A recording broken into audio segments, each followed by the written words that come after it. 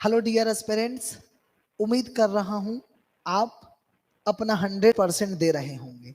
आज मैं टेस्ट तिहार राज्य स्तरीय चंद्रा एकेडमी बिलासपुर द्वारा आयोजित की जा रही है उसका संविधान विषय लेकर आया हूं व्याख्या के लिए। दोस्तों, संविधान का एक बड़ा हिस्सा आज हमें परीक्षाओं में दिखता है। लोक सेवा आयोग की परीक्षा में आज इसका आधार बढ़ चुका है, इसलिए संविधान तैयारी उस लेवल पर होना चाहिए कि हमसे कोई भी प्रश्न ना छूटे और एक हमारा एग्जाम क्लियर करने का ये विषय आधार भी है। संविधान में दो चीजें इंपॉर्टेंट है, एक तथ्य फैक्ट और दूसरा कॉन्सेप्ट और समझ। इन्हीं के साथ हम संविधान को अच्छे से आउट करके सही आंसर सकते हैं। चलिए आइए संपूर्ण संविधान विषय आप सबके सामने लेकर आ रहा हूं व्याख्या के लिए। दोस्तों, जैसा कि हम जानते हैं चंद्रा एकेडमी बिलासपुर एक हायर लेवल पर उच्च स्तर पर राज्य स्तरीय टेस्ट कंडक्ट कराती है और आपको राज्य स्तर पर परखने का मौका देती है। बिल्कुल आपके आशा के अनुरूप ही हम संविधान को उच्च स्तर पर एक हायर लेवल पर पेपर सेट हुआ। बहुत लोगों को लगा कि ये कठिन है, पर दोस्तों हमें इस लेवल पर अपनी तैयारी को आंकना जरूरी है। सिंपल सी बात बोलूंगा, आप अपने आप को एग्जामिन करिए। अगर आप इस लेवल तक पढ़ पाए हैं तो अच्छी पढ़े हैं, या कोई क्वेश्चन नहीं बना तो बस आप कोशिश करिए कि उसको और डीप तक पढ़ने का, ताकि नेक्स्ट टाइम से आपका क्वेश्चन ना छूटे। इसी बहाने आप बहुत सारी चीजों को तैयार कर लेते हैं, सीख जाते हैं। नहीं पता होता है वो आप जान लेते हैं। बस यही करना है और देखते देखते इस टेस्ट सीरीज के नाव में सवार होकर आप मंजिल तक पहुंच जाते हैं। तो चलिए आइए एक्सप्लेन करते हैं और देखते हैं क्या है ऐसा संविधान, कौन कौन से ऐसे सवाल हैं जो आपको फंसाते हैं।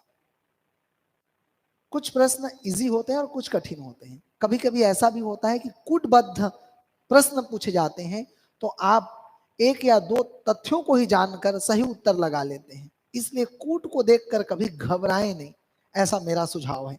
मैं बीच में आपको बताऊंगा भी। चलिए शुरुआत करते हैं भारत का संविधान।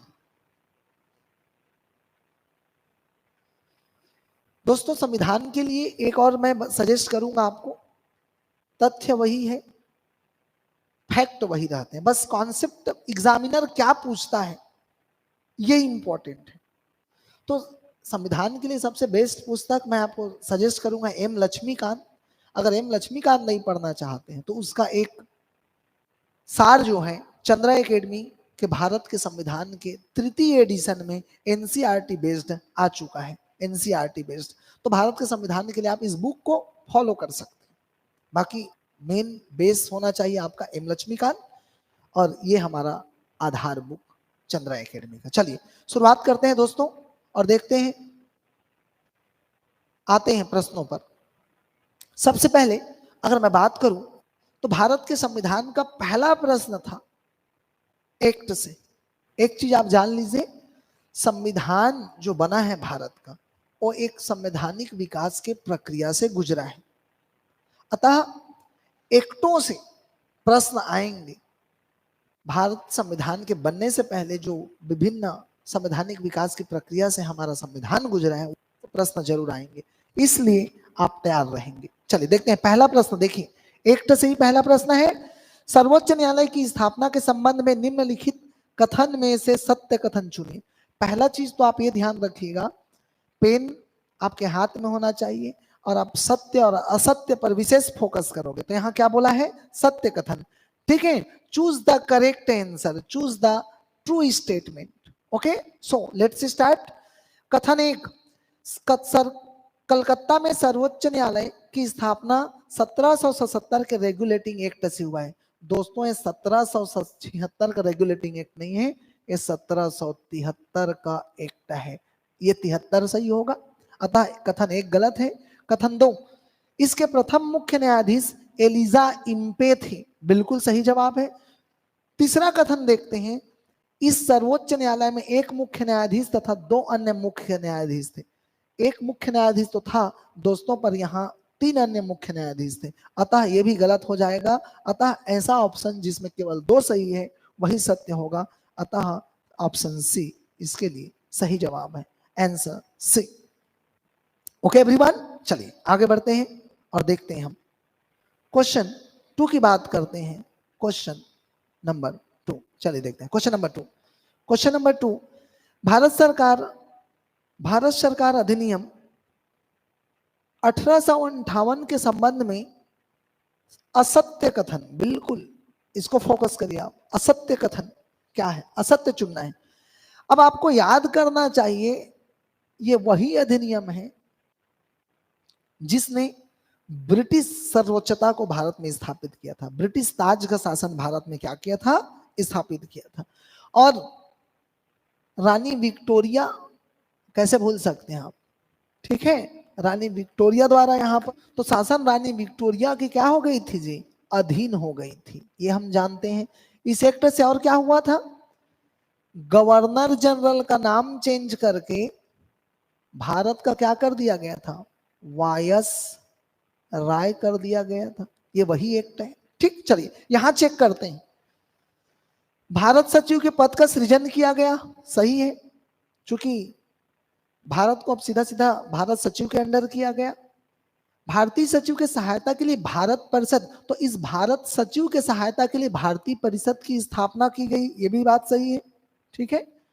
बोर्ड ऑफ कंट्रोल का विलय board of court of director में किया गया, ये गलत है, जबकि बात यह सही है कि ये दोनों को समाप्त किया गया था, न कि इसको मर्ज किया गया था। चीज आप जान लीजिए, ठीक है, ये जो है गलत है और डी तो ऑलरेडी सही है, भारत परिषद का अध्यक्ष भारत सचिव को बनाया गया। ओके दोस्तों, तो अब असत्य बोला है तो हमारे लिए असत्य कौन हो गया, सी असत्य हो गया। चलिए आगे बढ़ते हैं और देखते हैं अपन अगला 3, चार्टर एक्ट 13 के बारे में कौन सा कथन सही है। चार्टर एक्ट 1813, कुछ कथन दिए गए हैं, विचार कीजिए। चलिए एक कहानी सुनिए आप सबसे पहले। भारत में ईस्ट इंडिया कंपनी आई थी, ईस्ट इंडिया कंपनी आई थी, इंडिया में इसने क्या किया, रूल किया। एक चीज जान लीजिए, जब ईस्ट इंडिया कंपनी का भारत में जब पकड़ मजबूत हुआ तो जो ब्रिटेन में बैठे जो लोग हैं, संसद है यहाँ की, वो कहीं ना कहीं ईस्ट इंडिया कंपनी को भारत से हटाना चाहते थे। कंपनी का भारत में शोषण भी बढ़ रहा था और कब्जा भी बढ़ रहा था, अतः ब्रिटेन ईस्ट इंडिया कंपनी को कैसे भी करके हटाना चाहती है। इसलिए अलग अलग एक्ट लाकर, आप देखते हैं हर एक्ट में जब भी कोई नया एक्ट आता है तो क्या होता है, ठीक है, ईस्ट इंडिया कंपनी के कार्यों में कटौती की जाती है, मतलब ईस्ट इंडिया कंपनी के पंखों को धीरे धीरे करके काटा गया एक्ट के माध्यम से। वही आपको एक्टों में दिखेगा और समझना भी है आपको, आगे मैं बताऊंगा जब जरूरत पड़ेगा, जहां आएगा तो यहां भी हम वही देखेंगे। ठीक, ब्रिटेन सरकार जो है एक्ट लाती है और कंपनी के कामों को काटती है, उसके पैरों को काटती है धीरे धीरे, और एक दिन ऐसा आता है ईस्ट इंडिया कंपनी को भारत से वापस भेज दिया जाता है। अभी हमने देखा कौन किससे, ठीक है, इससे यहां से 1858 का एक्ट वही था जब ईस्ट इंडिया कंपनी को भारत से वापस जाना पड़ा था अपने सभी काम को समेट कर, बोरिया बिस्तर समेट कर। तो मैंने बोला था ना, विक्टोरिया के अधीन आ गया था भारत का शासन। चलिए देखते हैं आगे, ठीक, तो चलिए पढ़ते हैं आगे। चार्टर एक्ट 1813 के संबंध में, ठीक है, विचार कीजिए। कंपनी द्वारा अधिकृत भारतीय राज्य क्षेत्रों पर ब्रिटिश क्राउन की संप्रभुता को सुदृढ़ भी किया गया, मजबूत किया गया इस एक्ट के माध्यम से। ओके एवरीवन, ब्रिटिश क्राउन का शासन भारत में प्रबल हुआ 1813 के एक्ट से। इस चार्टर एक्ट के तहत भारत में अंग्रेजी शिक्षा की नींव पड़ी, सही है, पहला भी सही है, दूसरा भी सही है। चाय का व्यापार, अब देखो यहां पर एक चीज मैं जोड़ना चाहूंगा, 1813 के एक्ट से कंपनी के व्यापारिक एकाधिकार समाप्त किए गए थे। ये आप सब परिचित होंगे, कंपनी के व्यापारिक एकाधिकार क्या हुआ था, समाप्त हुआ था। द ट्रेड मोनोपोली, कंपनी का ट्रेड मोनोपोली जो था उसको खत्म किया गया था। मतलब कंपनी का व्यापारिक एकाधिकार समाप्त होने के बाद हुआ तो था, लेकिन कंपनी को याद रखिए, चाय का व्यापार तथा चीन के साथ व्यापार को छोड़कर भारत में ईस्ट इंडिया कंपनी के व्यापारिक एकाधिकार को क्या कर दिया गया, समाप्त कर दिया गया। मतलब व्यापारिक एकाधिकार तो समाप्त हुआ, लेकिन दो चीजों का पर अधिकार बना रहा, चाय और चीन का। तो इसको याद रखना है, मतलब ये भी सही है। अतः हम देख सकते हैं इसके लिए ऐसा कोई ऑप्शन जिसमें 1 2 3 सही हो तो वह सही होगा। ठीक है, ये अतः इसके लिए हम ऑप्शन डी को सही मान रहे हैं। ऑप्शन डी सही। ठीक, चल। जय हिंद, जय जोहार। मैं स्वप्निल तिवारी चंद्र एकेडमी के इस डिजिटल प्लेटफॉर्म में आप सभी का फिर से स्वागत करता हूं। आप सभी के लिए महत्वपूर्ण सूचना है कि चंद्र एकेडमी की ऑफलाइन कक्षाओं के साथ अब आप चंद्र एकेडमी की ऑनलाइन कक्षाएं भी ज्वाइन कर सकते हैं। चंद्र एकेडमी की ऑनलाइन कक्षाएं अब आप लाइव या रिकॉर्डेड दोनों मोड पर ज्वाइन कर सकते हैं। लाइव कक्षाएं अर्थात ऑफलाइन कक्षाओं को आप घर बैठे अपने मोबाइल पर देख सकते हैं और रिकॉर्डेड क्लासेस को आप कक्षाओं के बाद किसी भी समय पर भी देख सकते हैं। यदि आप इस ऑनलाइन कोर्स को ज्वाइन करना चाहते हैं तो इस QR को स्कैन करके भी Chandra academy online classes application download कर सकते हैं या नीचे डिस्क्रिप्शन में दिए गए लिंक से भी डाउनलोड कर सकते हैं। चंद्र एकेडमी ऑनलाइन क्लासेस के सारे डेमो लेक्चर्स हमारी एप्लीकेशन पर उपलब्ध हैं। इसके अतिरिक्त आप चंद्र एकेडमी के official YouTube channel Chandra academy the guide से भी डेमो लेक्चर्स अटेंड कर सकते हैं। इसके साथ ही आप मेरे यूट्यूब चैनल स्वप्निल तिवारी चंद्र एकेडमी पर भी डेमो लेक्चर्स देख सकते हैं। यदि आप CGPSC प्रीलिम्स प्लस व्यापम की कक्षाएं ज्वाइन करना चाहते हैं तो यह लाइव मोड और रिकॉर्डेड मोड दोनों में उपलब्ध है। प्री प्लस व्यापम के कक्षाओं की वैधता वैलिडिटी 1 साल की रहेगी। इसके साथ ही आपको कंप्लीट रिकॉर्डेड कोर्स तो उपलब्ध होगा ही, साथ ही 1 साल तक जितने भी नए लेक्चर्स बनेंगे, अपडेटेड लेक्चर्स रहेंगे, वो भी आपके कोर्स में ऐड कर दिए जाएंगे। CGPSC मेंस की कक्षाएं भी लाइव और रिकॉर्डेड दोनों मोड में उपलब्ध है। CGPSC मेंस कक्षाओं की विशेषता यह है कि वर्तमान में इस कोर्स के अंतर्गत 1500 से अधिक वीडियो लेक्चर्स उपलब्ध है और 2 साल की वैलिडिटी आपको मिलेगी। इस 2 साल में जितने भी नई कक्षाएं बनेंगी वह आपके कोर्स में ऐड कर दी जाएंगी। यदि आप सिर्फ व्यापम की परीक्षाओं की तैयारी करना चाहते हैं, जैसे हॉस्टल वार्डन, पटवारी, मंडी निरीक्षक, राजस्व निरीक्षक एवं बहुत सारी व्यापम की परीक्षाओं के लिए, तो हमारा 1 ईयर का रिकॉर्डेड कोर्स अवेलेबल है जिसकी फीस मात्र 699 रुपए, जिसमें व्यापम की सभी परीक्षाओं की तैयारी के लिए सारे रिकॉर्डेड लेक्चर्स 1200 से अधिक रिकॉर्डेड लेक्चर्स उपलब्ध है। इसके साथ ही यदि आप किसी इकोनॉमिक डिफिकल्टी से गुजर रहे हैं या एक बार में फीस देने में असमर्थ है तो चंद्र एकेडमी ऑनलाइन क्लासेस में आपके लिए मंथली सब्सक्रिप्शन प्लान भी उपलब्ध है। आप मात्र 995 रुपए की फीस में CGPSC प्री मेंस और व्यापम, जिसके अंतर्गत 2000 से अधिक वीडियो लेक्चर्स उपलब्ध है, ज्वाइन कर सकते हैं। यदि आप सिर्फ मैथ्स और रीजनिंग का कोर्स ज्वाइन करना चाहते हैं तो जी हाँ, मैथ्स और रीजनिंग के कोर्स की वैलिडिटी रहेगी 6 महीना और मात्र 999 रुपए की फीस के साथ आप मैथ्स और रीजनिंग 200 से अधिक वीडियो लेक्चर का कोर्स ज्वाइन कर सकते हैं। इसके साथ ही व्यापम की विभिन्न परीक्षाओं के लिए कंप्यूटर का विशेष रिकॉर्डेड कोर्स उपलब्ध है जिसकी फीस रहेगी मात्र 499 रुपए। चंद्र एकेडमी ऑनलाइन क्लासेस की एक प्रमुख विशेषता यह है कि आप यहां पर एक ही विषय कई विषय विशेषज्ञों से पढ़ सकते हैं। जल्द से जल्द Chandra academy online classes application download कीजिए और अधिक जानकारी या किसी भी प्रकार के डाउट के लिए नीचे दिए गए नंबर में आप संपर्क कर सकते हैं। चलिए आगे चलते हैं। चलिए आगे बढ़ते हैं।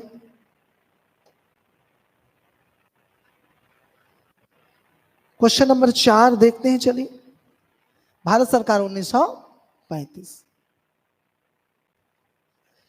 ये वह अधिनियम है जिसने भारत में उत्तरदायी सरकार की स्थापना में महत्वपूर्ण भूमिका निभाई थी। भारत में इसने उत्तरदायी सरकार की स्थापना में महत्वपूर्ण भूमिका निभाई थी, इस बात को नहीं भूलना है, महत्वपूर्ण है। चलिए देखते हैं इसमें क्या क्या था। द्विस्तर का प्रावधान निर्धारित किया गया। 2 टायर गवर्नमेंट, यस सही बात है, द्वैध शासन आया इसमें। संविधान संशोधन की शक्ति ब्रिटिश संसद में निहित थी, सही बात है। संघीय न्यायालय के ऊपर प्रीवी काउंसिल में अपील की जा सकती थी, सही है। प्रांतों को स्वायत्ता पृथक पहचान विधि बनाने का दायित्व और उसे लागू करने का अधिकार दिया गया था, सही है। 1935 के अधिनियम के प्रस्तावित संघ में रियासतों का सम्मिलित होना वैकल्पिक था, ये भी सही है। रियासत को विकल्प दिया गया था, उनका वो स्वविवेक था वो कहाँ जाएं, ये याद रखिएगा। तो इस प्रकार से पांचों ऑप्शन सही है, अतः सभी सत्य ऑप्शन डी सही होगा। क्वेश्चन नंबर 4 का सभी सत्य है। 1935 के अधिनियम को और पढ़िएगा, यहां से प्रश्न आएंगे। ठीक, चलिए आगे बढ़ते हैं। 5 फिर से एक एक्ट चल लेते हैं। 5 1919 के अधिनियम के प्रमुख बातें क्या है हम देखते हैं 5 में। ठीक है, केंद्र सरकारों पर प्रांतीय सरकारों पर अप्रतिबंधित नियंत्रण हो गया। इसका मतलब ये बोल रहे हैं जी, सेंट्रल गवर्नमेंट का, ठीक है, प्रांतों के सरकारों पर, ठीक, नियंत्रण अधिक हो गया, बढ़ गया बोल रहे हैं। यस, सही बात है। 1919 के अधिनियम से द्वैध शासन को 8 प्रांतों में लागू किया गया। कितने प्रांतों में लागू किया? 8 प्रांतों में। यस, ये था असम,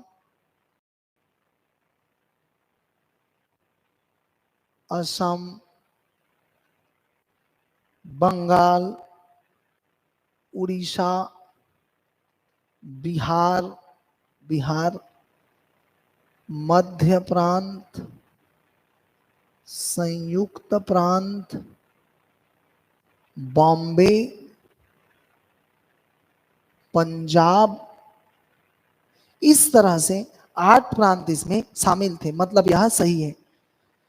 विषयों को 2 सूची में विभाजित किया गया था, एक आरक्षित विषय और दूसरा है स्थानांतरित। स्थानांतरित यहां पर इससे आशय है कि देखिए, स्थानांतरित में आते थे सार्वजनिक विषय। सार्वजनिक विषय इसमें था। सार्वजनिक में कौन कौन था? तो शिक्षा, स्वास्थ्य और कृषि था। शिक्षा, स्वास्थ्य और कृषि स्थानांतरित विषय में आते थे, इसी को ही सार्वजनिक विषय कहा गया था। ओके, चलिए आगे बढ़ते हैं। इसमें जो है आरक्षित में था न्याय, प्रशासन, जेल। आरक्षित विषय में था न्याय, प्रशासन तथा जेल और भूमि राजस्व था। तो ये आरक्षित विषय थे। चाहे तो आप नोट डाउन कर सकते हैं इसको। शिक्षा, स्वास्थ्य, कृषि, न्याय, प्रशासन, जेल और भूमि राजस्व था। भूमि राजस्व। तो अलग अलग 1919 के अधिनियम में विषयों को 2 भागों में बांटा गया था। इस बात को याद रखें। कौन कौन से विषयों को 2 भागों में बांटा गया था? ठीक है, तो 2 भाग में बांटा गया था। एक था, ठीक है, reserve and transferred. Okay everyone, चलिए आगे बढ़ते हैं और देखते हैं।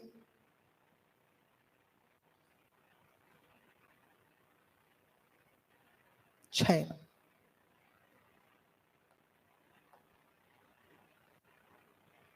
ली आयोग, लोक सेवा आयोग का गठन ली आयोग की सिफारिश पर किया गया था। इस बात को ध्यान रखिएगा। भारत की प्रस्तावना में आए शब्दों को, भारत की प्रस्तावना में आए शब्दों को क्रम से याद करिए। मैं हमेशा कहता हूँ, क्लास में भी कहता हूँ, अगर आपको भारत की संविधान का प्रस्तावना याद है तो प्री में एक आप क्वेश्चन बन जाएगा और इंटरव्यू में भी आपको लाभ मिलेगा।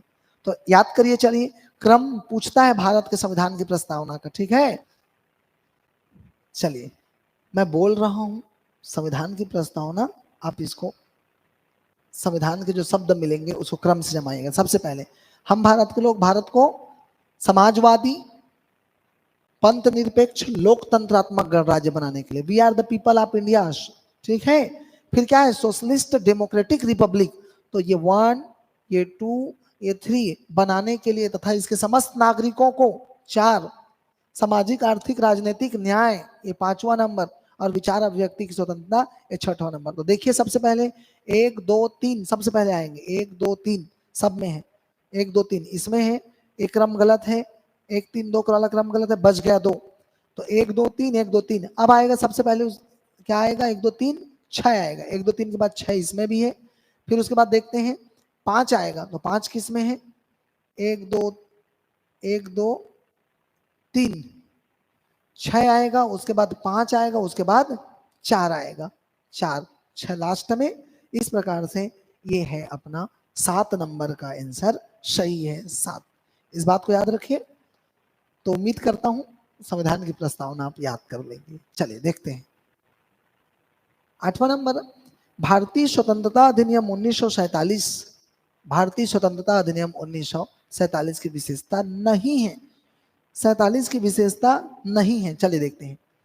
इन्हें शाही उपाधि से भारत सम्राट, भाई भारत आजाद हो गया तो शाही उपाधि भारत सम्राट शब्द समाप्त कर देंगे हम। भारत में ब्रिटिश राज्य समाप्त कर 15 अगस्त 1947 को इसे स्वतंत्र संप्रभु राष्ट्र घोषित किया गया। Yes, India is a sovereign state, संप्रभु राष्ट्र घोषित किया गया। भारत को स्वतंत्र व संप्रभु राष्ट्र घोषित किया गया, परंतु भारत को ब्रिटिश राष्ट्रमंडल से अलग होने की स्वतंत्रता नहीं थी। ये गलत है। हमें स्वतंत्रता थी, इस बात को नहीं भूलना है। हमें स्वतंत्रता थी, अतः सी क्या हो जाएगा जी, गलत हो जाएगा। मतलब सी जो है इसके लिए आंसर हम इसको ले सकते हैं। ओके एवरीवन, चलिए आगे बढ़ते हैं। अंतरिम सरकार के विषय में सही क्या है, कौन क्या बना अंतरिम सरकार में, इसको हम देखते हैं। ठीक, वायसराय परिषद का प्रमुख बना रहा, बात सही है। ठीक, तो सही पूछा है तो सही है। लाल जवाहर नेहरू को परिषद का प्रमुख नहीं, ये गलत है। अंतरिम सरकार के सदस्य वायसराय कार्यकारिणी परिषद के सदस्य नहीं थे। ठीक है, तो ये यहाँ पर सही क्या है ये पूछा है, तो ये तो ऐसे भी स्टेटमेंट गलत है। श्रम मंत्री डॉक्टर राजेंद्र प्रसाद थे, नहीं, राजेंद्र प्रसाद नहीं थे। मैं प्री की कक्षाओं में बताता हूं कि श्रम करके ही आप जीवन चला सकते हैं, तो जग जीवन राव, या श्रम से ही जग चलता है, तो जगजीवन राव थे। अतः ये स्टेटमेंट भी गलत है। हम एक ही स्टेटमेंट को यहाँ पर सही मानकर चलेंगे, वही सही है। आगे बढ़ते हैं, चलिए। सब संविधान के गठन के संबंध में सही कथन बताइए। संविधान के गठन के संबंध, कथन 1, नवंबर 1946 में संविधान सभा का गठन हुआ, सही बात है। कथन 2, संविधान सभा के लिए चुनाव जुलाई अगस्त, हाँ ठीक है। 1946 में संविधान सभा के लिए इलेक्शन हुआ था, ये भी हम जानते हैं। कथन 3, संविधान सभा में निर्वाचित सदस्यों में अनुसूचित जनजाति शामिल नहीं था, ये गलत है। भाई सभी वर्गों को शामिल किया गया था। ठीक, चलिए बढ़ते हैं आगे। तो इस प्रकार से 1 और 2 सही है, 1 2 सही। 10वां का हम देख रहे हैं, 1 2 सही। चलिए आगे बढ़ते हैं, देखते हैं। निम्न में से असत्य कथन है, निम्न में से असत्य कथन है। चलिए असत्य कथन चुनते हैं। प्रारूप समिति के अध्यक्ष डॉक्टर अंबेडकर, सब जानते हैं। मौलिक अधिकार उप समिति, मौलिक अधिकार उप समिति के अध्यक्ष कौन थे जी, जेबी कृपलानी थे। अब देखो, अब ध्यान से पढ़ते नहीं हो, यहाँ उप समिति लिखा है। अब कई लोग मौलिक अधिकार समिति देखे और सरदार वल्लभ भाई पटेल को याद करने लगे और उसी को मार दिया, तो क्वेश्चन गलत हो गया। ध्यान रखिएगा, राज्य समझौता समिति, जवाहरलाल नेहरू, इनमें से कोई नहीं, इसका उत्तर हो जाएगा इनमें से कोई नहीं। ठीक, मतलब सभी सत्य है, इस बात को आप ध्यान रखेंगे, ये सभी सत्य है। चलिए अब देखते हैं भारतीय संविधान के प्रारूप के संबंध में कुछ कथन दिए। आइए कथनों को पढ़कर विचार करते हैं। संविधान के पहले प्रारूप का प्रकाशन फरवरी 1948 में किया गया, सही बात है। दूसरे प्रारूप का संशोधन अक्टूबर में किया गया, संशोधन सहित प्रकाशन किया गया। इस दौरान 60 बैठकें नहीं हुई थी जी, 141 अराउंड। क्लियर बात। चलिए आगे बढ़ते हैं।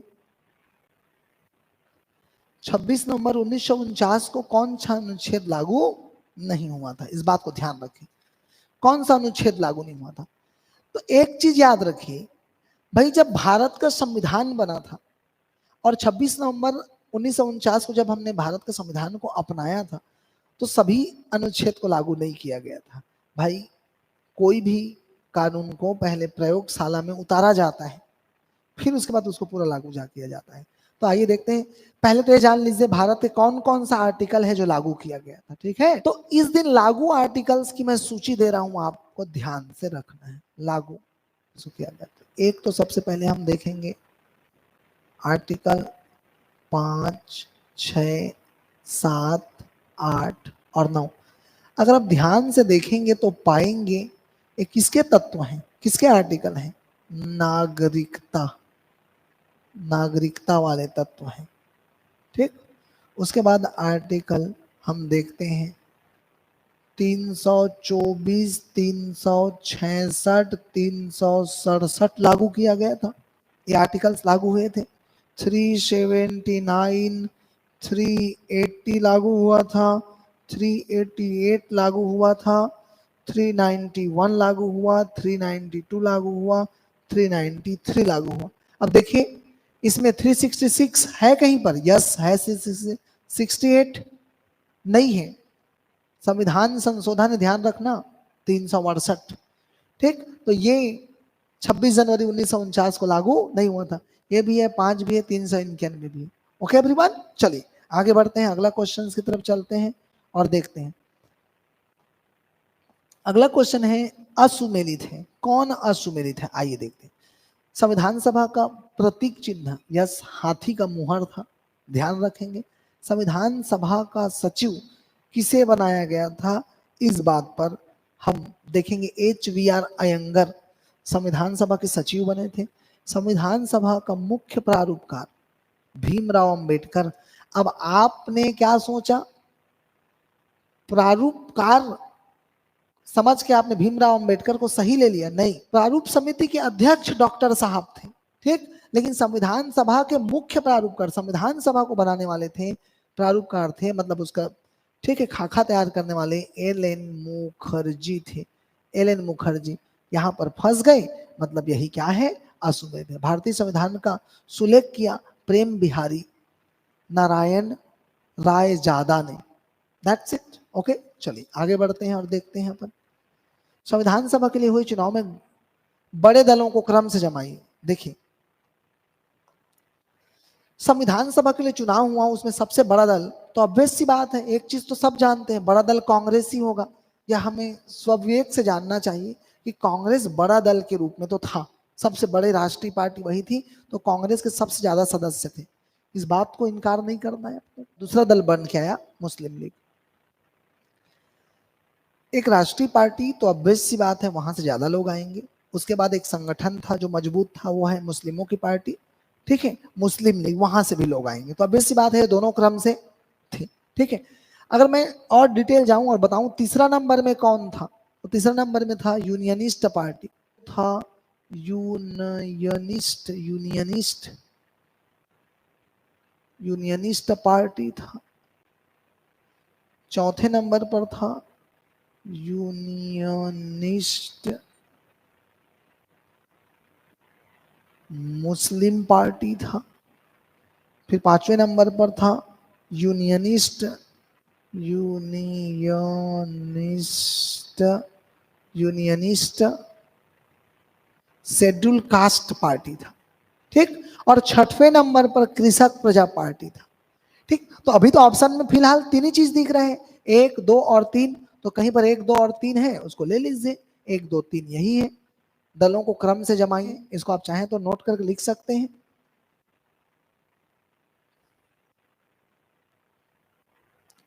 भारतीय संविधान का दार्शनिक भाग किन देशों से लिया गया, ठीक। अवश्य बात है, हम जानते हैं अमेरिका के स्वतंत्रता संग्राम से हमने दार्शनिक भाग लिए।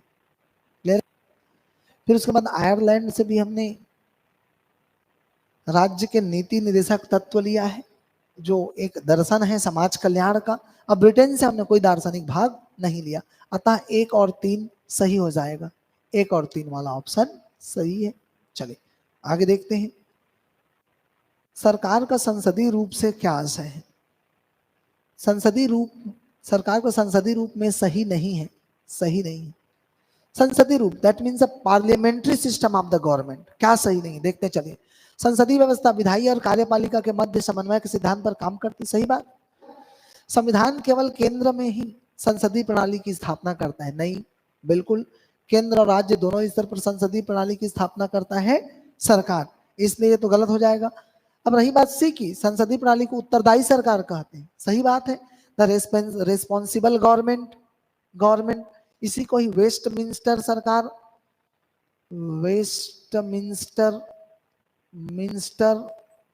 फॉर्म ऑफ गवर्नमेंट कहते हैं, यही उत्तरदायी सरकार है, यही मंत्रिमंडलीय सरकार है, मंत्रिमंडलीय सरकार है। ठीक, तो चलिए ये हो जाएगा हमारा बी ऑप्शन, क्या हो जाएगा? गलत हो जाएगा। आगे चलते हैं और देखते हैं। भारत एक धर्मनिरपेक्ष राज्य है। संविधान के किन किन अनुच्छेदों में यह लक्षण दिखता है? बिल्कुल सॉलिड क्वेश्चन, अच्छा क्वेश्चन, आपके विवेक पर यह आएगा। चलिए देखते हैं, चेक करते हैं। अनुच्छेद 14, क्या 14 अनुच्छेद 14 में कुछ ऐसे लक्षण है जो धर्मनिरपेक्ष है? क्या ऐसे लक्षण बताइए? हाँ ना, है ना। अनुच्छेद 14 में समता का अधिकार है, विधि के समक्ष समानता और विधि का समान संरक्षण, कुल मिलाकर कहें तो विधि का शासन, समान रूप से सबको, चाहे कोई भी जाति वर्ग धर्म को होगा, विधि का शासन सबके लिए समान है और कोई भी भारत में विधि के ऊपर नहीं होगा। सिंपल सी बात है, इसलिए 14 धर्मनिरपेक्षता की बात कर रहा है। अनुच्छेद 15 जो है धर्म की बात, धर्मनिरपेक्षता की बात करता है क्या? यस, किसी भी जाति धर्म और लिंग के आधार पर राज्य विभेद नहीं करेगा। धर्म आ गया तो बिल्कुल धर्मनिरपेक्षता की बात 15 भी करता है। ठीक है, अनुच्छेद 16 की बात कर रहा हूं, 16 की बात कर रहा हूं, लोक नियोजन में अवसर की समता।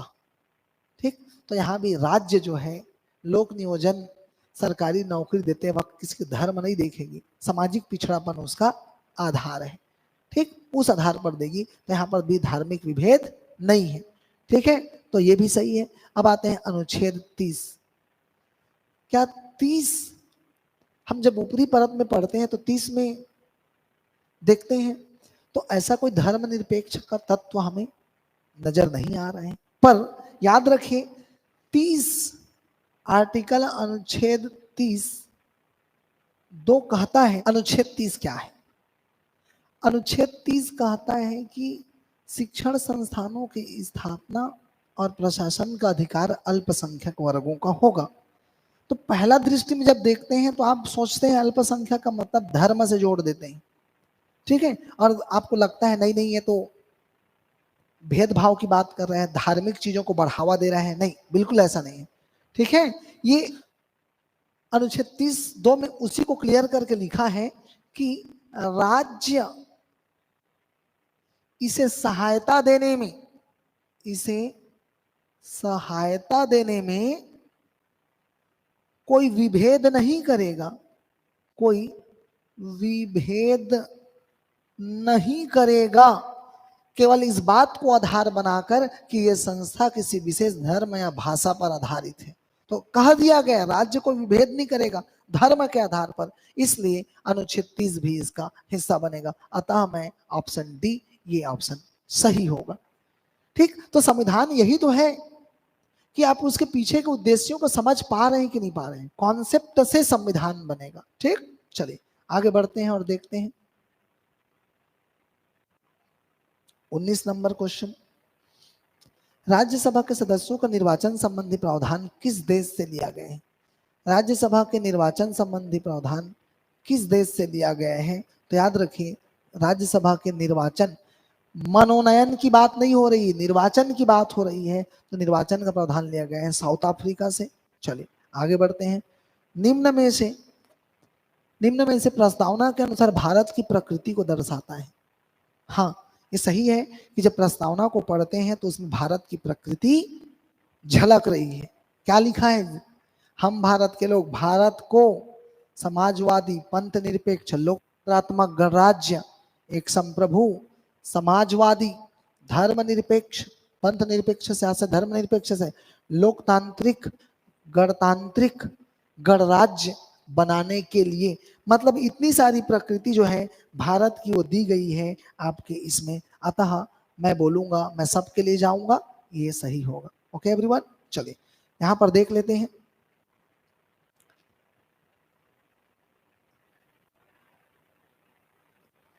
प्रत्यक्ष लोकतंत्र का उदाहरण, प्रत्यक्ष लोकतंत्र के उदाहरण के प्रमुख तो परिप्रेक्षा और रेफरेंडम, यस ये प्रत्यक्ष लोकतंत्र का उदाहरण है।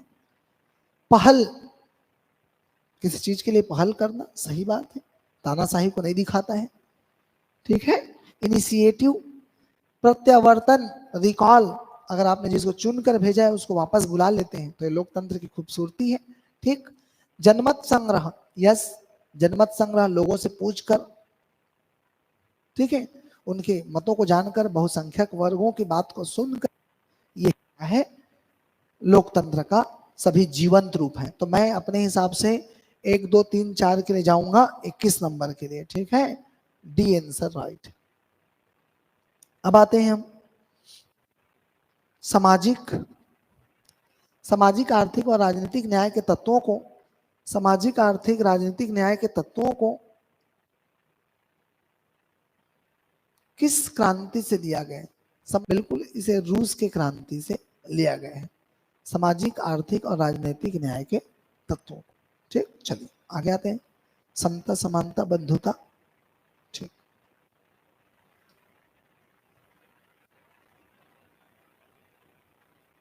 चलिए अब देखते हैं साथियों, अनुच्छेद 3 के संबंध में विचार करें।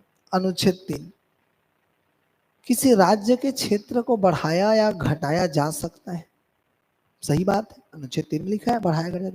राष्ट्रपति राज्य विधानमंडल के मत को मानने के लिए बाध्य नहीं है, भले ही उसका मत समय पर आया हो, यस 1 और 2 दोनों सही है।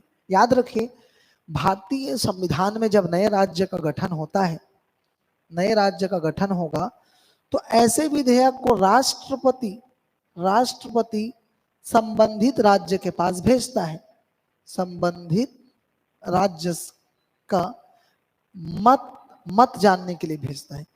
अब वो मत दे कि मत दे, हाँ बोले कि ना बोले, अगर नहीं भी बोलता है तब भी संसद और राष्ट्रपति, ठीक है, उसके मत को मानने के लिए बाध्य नहीं है।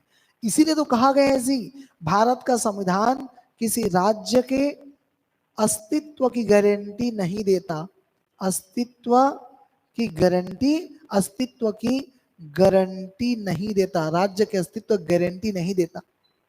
भारत के संविधान ने शक्ति संसद को दिया है कि वह बिना राज्य की अनुमति के भी राज्य को विनाश कर सकता है, उसके अस्तित्व को मिटा सकता है। इसलिए भारतीय संविधान राज्य के अस्तित्व गारंटी नहीं देता है, अतः कहते हैं भारत विनाशी राज्यों का अविनाशी संघ है, राज्यों का विनाश किया जा सकता है, ठीक है, पर संघ भारत संघ का नहीं।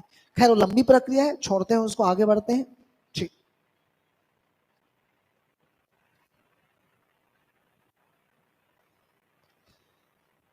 चलिए देखते हैं दोस्तों, फजल अली आयोग, एक आयोग बना था, क्यों बना था फजल अली आयोग से?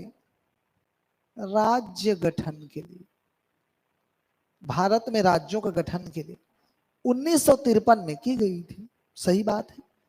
56 में अपनी रिपोर्ट सौंपी, नहीं इसने 1955 में अपनी रिपोर्ट सौंपी थी।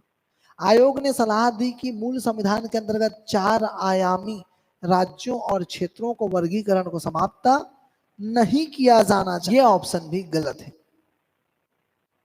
ठीक। चलिए आगे बढ़ते हैं, अतः कौन सही है? केवल एक सही है। और दूसरा चीज, अगर 2 आपको पता चल गया तो जहां जहां 2 है उस ऑप्शन को पहले क्या कर दीजिए, आप हटा दीजिए, ठीक। अब बच गया आपके पास 50-50। तो ऐसे में अगर आप कूटबद्ध आंसर क्वेश्चन गलत को पहले जान लेते हैं तो आपका आंसर लेने का तरीका भी आसान हो जाता है। आपके पास 2 ऑप्शन बचे 50-50, अब तुक्का भी मारोगे तो 50-50 चांस है, इसलिए पहले गलत को एलिमिनेट करना है, ठीक। जहां 2 होगा उसको एलिमिनेट कर दे, बच गए 1 और 3। तो याद रखिए 3 भी गलत है, मैं केवल 1 के लिए जाऊंगा, 1 सही है। सुमेलित कीजिए, कौन सा राज्य का गठन कब हुआ? अब देखिए ऐसे में कूट में सबसे आसान यह होता है कि आप अगर आपको 1 2 पता है तब भी बन जाते हैं। ठीक, चलिए जैसे कि देखते हैं, गुजरात बना था 1960 में, 3। तो मैं ऐसा मानता हूं कि बच्चों वाला सही जोड़ी नहीं मिलाना है, सीधा सीधा वहां पर हमको क्रम को लिखते जाना है जिससे यहां आसानी हो खोजने में। तो यहां पर मैंने लिख दिया 3, 1960 में बना था। नागालैंड, ठीक, सबसे पहले आप जो जानते हैं उसको खोजिए। तेलंगाना 2014 में बना, ये 2 नंबर है। ठीक है, सिक्किम बना 1975 में, ये 5 नंबर है। ठीक, तो अगर ऐसा कोई ऑप्शन अगर दिख रहा है क्या, ए में कोई दिख रहा है क्या आपको? ए में 3 नंबर 1960, 3 3 3 सब में है। ठीक है, मान लीजिए हो सकता है नागालैंड का आपको पता ना हो। ठीक, तो तेलंगाना का तो पता है, देखते हैं सी में 2 नंबर कहाँ कहाँ पर है। सी में 2 2, सब में 2 नंबर है। ठीक, ये तो हो ही नहीं सकता। अब आते हैं सिक्किम, देखते हैं 1975, डी में 5 कहाँ कहाँ है, डी में 5 कहाँ कहाँ है, तो डी में 5 ये यहाँ पर है, डी में 5, और यहां पर भी है डी में 5। क्लियर है बात? ठीक है, तो यहां पर एक तो ठीक, ये हो गया इतना। अब यहां पर कुल मिला के ये गलत हो चुका, एक और गलत कर दिया हमने। अब यहां पर भी आपके पास 2 ऑप्शन बचे, 50-50 के लिए आप जा सकते हैं। पर आपको पता होना चाहिए नागालैंड कब बना है और हरियाणा। याद रखिए नागालैंड की स्थापना हुई 1963 में, और हरियाणा जो है, हरियाणा बना है वो 1966 में, 1966 में। अतः क्या हो जाएगा यहाँ पर 1963, तो यहाँ पर 4 और यहाँ पर क्या हो जाएगा 1। देखिए कोई ऐसा ऑप्शन है क्या? ठीक है, यहाँ पर है 4 और यहाँ पर है 1, अतः आपका बी ऑप्शन क्या हो जाएगा? सही हो जाएगा। 26 नंबर, 1956 में संघ शासित क्षेत्र नहीं था। 1956 में संघ शासित क्षेत्र नहीं था, तो दिल्ली था, हिमाचल था, असम नहीं था, त्रिपुरा था। अतः हमारा 26 का आंसर क्या हो जाएगा जी? सी हो जाएगा। ओके एवरीवन, चलिए 1950 में भारतीय क्षेत्र भागा राज्य में कितने राज्य थे? ठीक, तो याद रखिए 1950 में राज्यों को 4 भाग में बांटा गया था। क वर्ग, ख वर्ग, ग वर्ग और घ वर्ग, अलग अलग वर्गों में बांटा गया था। तो अलग अलग वर्गों में अलग अलग था। क्लियर बात? तो याद रखिए ग वर्ग में 10 राज्य था, इस बात को हमें जानना है। ठीक, चलिए आगे बढ़ते हैं और देखते हैं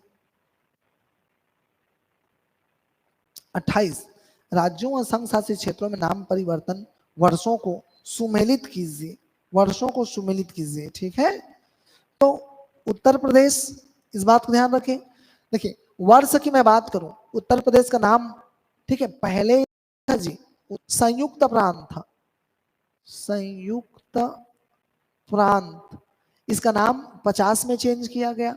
तमिलनाडु का नाम क्या था जी? मद्रास था, इसका नाम 69 में चेंज किया गया। कर्नाटक का मैसूर था, इसका कब चेंज किया गया? 1973 में। तो सभी सुमेलित है, 1 2 3 आ जाएगा। ओके एवरीवन, चलिए आगे बढ़ते हैं और देखते हैं भारत में नागरिक राष्ट्रपति बनने की योग्यता रखता है। ये तो सब जान रहे हैं कि जन्म से रखता है, obvious सी बात है। अब सवाल ये है, तो प्राकृतिक रूप का ही एक और नाम है। ठीक है, याद रखिए भारत में देशीयकरण, ए और बी सही हो जाएगा, इस बात को ध्यान रखें। आइए आगे चलते हैं और देखते हैं 30 भारत में पंजीकरण के तहत किन्हें नागरिकता दी जाती है? पंजीकरण, साथियों आपको पता है भारत नागरिकता अधिनियम 1955 में 5 तरीके से नागरिकता देने की बात की गई है। ठीक है, जन्म, वंशक्रम, पंजीकरण, देशीकरण और भूमि अधिग्रहण। 5वां है भूमि अधिग्रहण, भूमि अधिग्रहण। ठीक है, इसमें से ये पंजीकरण को पूछा है। चलिए देखते हैं पंजीकरण के तहत, पंजीकरण के तहत कई ऐसे प्रावधान हैं, हम दिए हुए को चेक करते हैं। भारत के नागरिक के नाबालिग बच्चे, यस भारत का नागरिक है तो उसका नाबालिग बच्चा इसके तहत भारतीय नागरिकता ले सकता है। भारतीय मूल का वह व्यक्ति जो अविभाजित भारत के बाहर किसी अन्य देश में अन्यंत्र रह रहा हो, ठीक है, भारतीय मूल के लोगों के लिए बिल्कुल लागू होता है। दुनिया में कहीं भी रहे, भारत आना चाहता है तो भारत पंजीकरण के तहत वह भारत की नागरिकता ले सकता है। ठीक, भारतीय मूल का वह व्यक्ति जो किसी नागरिकता प्राप्ति आवेदन देने से ठीक 7 वर्ष पूर्व भारत में रह चुका हो। हाँ, तो आपको पता होना चाहिए पंजीकरण के लिए शर्त ही है कोई व्यक्ति 7 वर्ष तक रहेगा तो उसको भारत की नागरिकता हम दे देंगे। तो बिल्कुल ये तीनों अभी तक सही हुआ है साथियों। अब आते हैं संविधान की 8वीं अनुसूची में उल्लेखित भाषाओं का अच्छा ज्ञाता हो। भाषा से इसका कोई लेना देना नहीं, ठीक। पंजीकरण के तहत हम ऐसे लोगों को भी नागरिकता दे सकते हैं अगर कोई व्यक्ति नागरिकता के लिए भारतीय मूल के स्त्री या पुरुष से शादी करता है तो उसको भी हम नागरिकता दे सकते हैं भारत का। जैसे कि प्रियंका चोपड़ा शादी किया है निक जोन्स ने, तो निक जोन्स अगर चाहेगा तो उसको हम नागरिकता दे देंगे। ठीक, मैक्सवेल ने भी भारतीय लड़की से शादी किया है तो अगर वो भारत की नागरिकता चाहेंगे तो हम उनको भारत की नागरिकता दे देंगे। किसके तहत जी? पंजीकरण के तहत। लेकिन शर्त क्या है? तो प्रियंका चोपड़ा वाले को मतलब पति देव को, उनके हमारे दामाद जी को, ठीक है, या मैक्सवेल को 7 वर्ष भारत में क्या करना पड़ेगा? रुकना पड़ेगा। अतः दोस्तों इस प्रकार से, ठीक है, 1, 2 और 3 सही होगा और ये 4 जो है गलत होगा। ओके, तो नागरिकता अधिनियम आप अच्छे से पढ़ेंगे ज्यादा अच्छा होगा। ठीक, चलिए रीड आउट द क्वेश्चन। नागरिकता से वंचित करने के कारण क्या है? किसी व्यक्ति को सरकार नागरिकता से वंचित कर सकती है, ये प्रावधान में किया गया है। अब देखते हैं क्या क्या तरीके हो सकते हैं किसी नागरिक को नागरिकता से वंचित करने के। यदि नागरिकता फर्जी तरीके से ली गई हो, अगर किसी ने गलत तरीके से नागरिकता ली गई है तो अवश्य बात है उसको पता चलने पर सरकार उसको क्या कर सकती है? वंचित कर सकती है। If citizenship acquiring on the grounds of the virtue of information. ठीक, चलिए, यदि नागरिक सामान्य रूप से भारत से 7 वर्ष से बाहर रह रहा है, अगर वो भारत से बाहर रह रहा है, भारत सरकार को बिना बताए 7 वर्ष के बाद उसकी नागरिकता समाप्त हो जाती है। सही है ये भी। अब देखिए यहां पर लिखा है पंजीकरण या प्राकृतिक रूप से, इसका मतलब बाय द रजिस्ट्रेशन और के 5 वर्ष के दौरान नागरिक को, मतलब ऐसा व्यक्ति जिसने पंजीकरण या देशीकरण के तहत भारत का नागरिक बना है, उसे 5 वर्ष के दौरान किसी देश के द्वारा 2 वर्ष की सजा सुनाई जाती है। मतलब ऐसा व्यक्ति जो विदेशी था उसको हमने भारतीय नागरिकता दिया है किसी भी तरह से, अगर उसको 5 वर्ष के भीतर दूसरे देश द्वारा 2 वर्ष की सजा हो जाती है कैद की, तब भी वह भारतीय नागरिक नहीं रहेगा, सरकार उसको नागरिकता से वंचित कर देगी।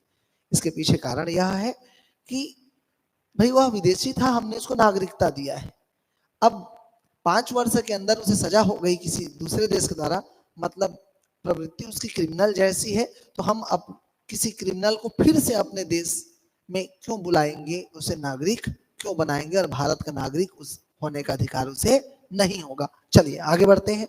अतः इस तरह से 1, 2 और 3 तीनों ऑप्शन सही होगा। चलिए आगे बढ़ते हैं, देखते हैं नेक्स्ट क्वेश्चन। मूल अधिकार के संबंध में सत्य है, मूल अधिकार के संबंध में, चलिए देखते हैं। ये न्यायोचित होते हैं। Yes, fundamental right is justiciable, okay, these are justiciable, so न्यायोचित होते हैं, मतलब हम न्यायालय की शरण में जा सकते हैं और न्यायालय इस पर अपना उचित निर्णय सुना सकता है, हमें हमारा अधिकार देगा, ये न्यायोचित होता है। इन्हें उच्चतम न्यायालय द्वारा गारंटी या सुरक्षा प्रदान की जाती है। हाँ दोस्तों, फंडामेंटल राइट को गारंटी दी जाती है सर्वोच्च न्यायालय द्वारा। Okay, it is guaranteed by supreme court और it is protected by supreme court. Okay, so ये भी सही है, दूसरा भी सही है। अगला आते हैं और देखते हैं, ये स्थायी नहीं है, दिस आर नॉट परमानेंट। अब जब कहा जाता है कि आपके मौलिक अधिकार को कोई छीन नहीं सकता, सवाल वही है कि क्या मूल अधिकार स्थायी है? लेकिन जब हमें कहा जाता है कि हमारा मूल अधिकार कोई नहीं छीन सकता, तो प्रथम दृष्टया ये लगता है ये स्थायी है, पर ऐसा नहीं है। जब हम देखते हैं तो मूल अधिकार जो है, ठीक है, ये मूल अधिकार जो होते हैं ये स्थायी नहीं है, बिल्कुल भी स्थायी नहीं है। ये सीमित है, जब जरूरत पड़ेगा तो सरकार इसको सीमित कर सकती है, सरकार इसको क्या कर सकती है, सीमित कर सकती है। अतः यह आंसर गलत है। मूल अधिकार स्थायी नहीं होते हैं, जरूरत पड़ने पर राज्य इसे सीमित कर सकता है, और हम जानते हैं कि राष्ट्रीय आपातकाल लागू होने पर 19 की स्वतंत्रता तो स्वतः समाप्त हो जाती है। 20-21 को छोड़कर अन्य मूल अधिकार को राष्ट्रपति अपनी इच्छा अनुसार समाप्त कर सकता है, आर्टिकल 359 के अनुसार। इस प्रकार से मूल अधिकार स्थायी नहीं है। चलिए उसके और कारण देखेंगे, आगे बढ़ते हैं और देखते हैं अपन। स्थायी नहीं है, कुछ नकारात्मक विशेषताओं और कुछ सकारात्मक विशेषताओं वाले होते हैं, ये भी सही है। इस प्रकार से ये जो सी ऑप्शन यह सही नहीं है, असत्य है, इस बात को ध्यान रखेंगे। अगला प्रश्न देखते हैं दोस्तों, अनुच्छेद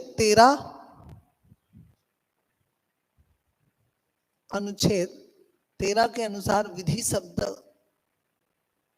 का व्यापक रूप है। विधि शब्द का व्यापक रूप है। स्थायी विधियां वे होते हैं जो संसद या राज्य विधानमंडल द्वारा बनाए जाते हैं, जो परमानेंट लागू हो जाता है। क्लियर बात, ये स्थायी विधियां कहलाती हैं। अतः ये तो इसके साथ सुमेल हो रहा है। और अस्थायी विधियां वे होती है जो राज्यपाल या राष्ट्रपति द्वारा बनाई जाती है, जिसका उम्र कम होता है या अस्थायी होती है, जब तक उसे फिर से संविधान, तब जब तक उसे फिर से विधायिका द्वारा पारित नहीं कर दिया जाता, वो परमानेंट लॉ नहीं बनते। इसलिए ये विधियां राज्यपाल द्वारा अस्थायी होंगी। अतः ये दोनों जो है कोई भी सुमेलित नहीं है। इस प्रकार से ना तो एक और ना तो दो ऑप्शन के साथ हम जाएंगे। क्लियर है बात? ठीक है, चलिए आगे बढ़ते हैं और देखते हैं नंबर 34। विधि के समक्ष समता के संदर्भ में शामिल है, मतलब जो दिए गए हैं उसमें से क्या शामिल है? विधि के समक्ष समता, इससे पहले आपको जानना पड़ेगा इसका मतलब है इक्वालिटी बिफोर लॉ, ये आपको याद होगा। और ये जो विधि के समक्ष समता है, इसको हमने ब्रिटेन के संविधान से लिया है, ब्रिटेन के संविधान से लिया है। चलिए ये क्या कहता है देखते हैं। विधि के समक्ष समता ये कहता है, देखते हैं, चेक करते हैं, समान विधि के अंतर्गत सभी व्यक्तियों के लिए समान नियम है। नहीं, यह ऐसा नहीं कहता, यह कहता है सभी विधि के समक्ष समान होंगे। क्लियर बात? अतः ये जो है अनुच्छेद 14 के एक और प्रावधान विधि के समान संरक्षण के नियम का है। विधि के समान संरक्षण, विधि के समान संरक्षण का नियम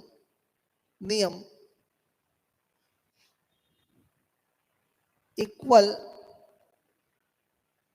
protection of law equal protection of law कहता है कि समान विधि के अंतर्गत सभी व्यक्तियों के लिए समान नियम होंगे। समान विधि का मतलब मान लिया जाए हमने महिलाओं के लिए अलग नियम बनाया, महिलाओं के लिए अलग नियम बनाया, वंचितों के लिए अलग बनाया, वंचितों के लिए अलग नियम बनाया, हमने पिछड़ों के लिए अलग नियम बनाया, हमने पिछड़ों के लिए अलग नियम बनाया। तो इसके अंतर्गत समान विधि के अंतर्गत सभी व्यक्तियों के लिए समान नियम होंगे। तो ऐसे जितने भी व्यक्ति हैं जिसको हम इस नियम के तहत फायदा पहुंचाएंगे, वंचितों के लिए इनके लिए समान विधि बनाएंगे, पिछड़ों के लिए इनके लिए हम एक समान विधि बनाएंगे। तो ये कहता है विधि के समान संरक्षण का नियम। विधि जो है, ठीक है, जैसे लोग होंगे उनको उनके ही जैसा नियम बनाकर वैसे लोगों को प्रोटेक्ट करेगी, ये कहता है। अतः ये सही नहीं है, यह सकारात्मक संदर्भ है नहीं, ठीक है। विधि के समान संरक्षण, विधि के समक्ष समता जो है, ये नकारात्मक अभिव्यक्ति को दर्शाता है, नकारात्मक को दर्शाता है, सकारात्मक को नहीं दर्शाता।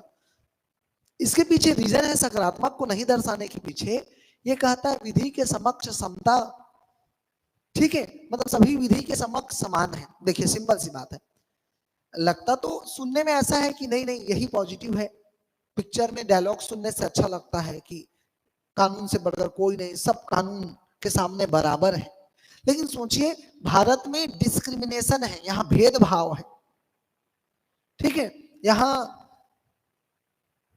पिछड़े हैं, शोषित हैं, बैकवर्ड हैं, हर प्रकार के, ठीक है, महिलाओं की स्थिति अच्छी नहीं है। मतलब ये कह रहा है कि तो सब बराबर होंगे, कह रहा है। तो वैसे में उस जो पिछड़े हैं वो भी उसी विधि के अनुसार आ रहे हैं जो अगड़े लोगों के लिए भी है। तो ऐसे में ये नकारात्मक अभिव्यक्ति को दर्शाता है। क्लियर है बात? इसलिए नकारात्मक कहा जा रहा है क्योंकि ये सबको इक्वल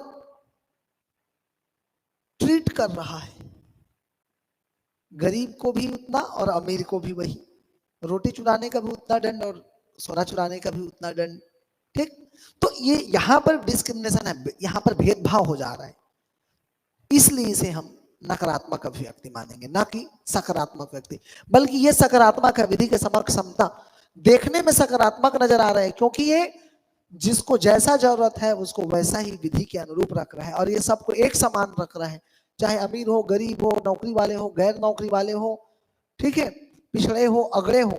तो ये देखने में, ठीक है, बिहेवियर में ये कैसा है, नकारात्मक है, नकारात्मक, ना कि सकारात्मक। तो याद रखेंगे इस बात को, हालांकि ये देखने में तो सकारात्मक जैसे लगता है पर है नकारात्मक। चलिए आगे बढ़ते हैं। किसी व्यक्ति के पक्ष में विशिष्ट अधिकारों की अनुपस्थिति, हाँ ये सही है।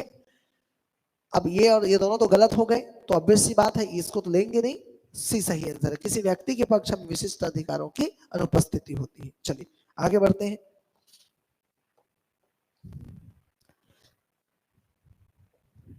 भाषण और अभिव्यक्ति की स्वतंत्रता के अधिकारों में प्रतिबंधों का आधार है, प्रतिबंधों का आधार है। Okay, it can be restricted on this following grounds, check it out. चलिए देखते हैं, अभिव्यक्ति की स्वतंत्रता में प्रतिबंध लगा सकते हैं, यस, राज्य की सुरक्षा से संबंधित बिंदुओं पर लगा सकते हैं, मानहानि कर सकते हैं, ठीक है, किसी को इतनी अभिव्यक्ति की स्वतंत्रता नहीं है कि वो किसी को शारीरिक मानसिक रूप से क्षति पहुंचाए। किसी अपराध के लिए उकसाना, बिल्कुल आप किसी को उकसा रहे हैं तब भी आपकी स्वतंत्रता का अधिकार छीन लिया जाएगा और न्यायालय की अवमानना में छीन लिया जाएगा। अतः सी आंसर सही है, 1 2 3 4। ठीक दोस्तों, आगे बढ़ते हैं। किस केस में उच्चतम न्यायालय ने पद्म विभूषण, पद्म भूषण, पद्मश्री के बारे में कहा कि यह पुरस्कार नहीं उपाधि है? यस, ये बालाजी राघवन केस में आया था 1995।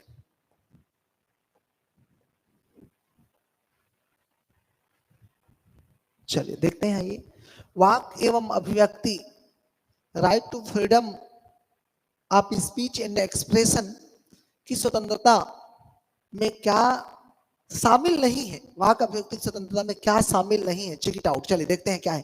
प्रेस की स्वतंत्रता शामिल है वाक अभिव्यक्ति 19(1) क के तहत। ये सारी चीजें वाक अभिव्यक्ति की स्वतंत्रता किसमें है? वाक अभिव्यक्ति की स्वतंत्रता हमें मिला है 19(1) क में। क्लियर है बात? तो ये इसमें शामिल है। शांति का अधिकार यस शामिल है। लिंग पहचान करने का अधिकार इसमें शामिल है। शयन का अधिकार इसमें शामिल नहीं है, क्योंकि शयन का अधिकार आपकी अभिव्यक्ति, ठीक है, वाक अभिव्यक्ति स्वतंत्रता नहीं है, ये आपकी गरिमा का अधिकार है, जीवन जीने की गरिमा, life to live with dignity. ये आर्टिकल 21 में आ जाएगा। आर्टिकल 21, आर्टिकल 21 का हिस्सा है शयन का अधिकार। So this is right answer D. इस बात को ध्यान रखेंगे। चलिए आगे बढ़ते हैं। सैन्य कानून के संबंध में सत्य कथन है, देखते हैं। चलिए कथन एक, यह सिर्फ मूल अधिकारों को प्रभावित करता है। सही बात है। कानून एवं व्यवस्था के भंग होने पर उसे दोबारा निर्धारित करता है। हाँ, कानून व्यवस्था अगर भंग हो जाता है तो उसे दोबारा ये प्रीडिफाइन करता है। ठीक है। कथन 3, इसके लिए संविधान में विशेष व्यवस्था है। नहीं, इसके लिए संविधान में कोई विशेष व्यवस्था नहीं है। अतः 1, 2 और ये सही आंसर होगा। 3 गलत है। इस बात को ध्यान रखेंगे आप।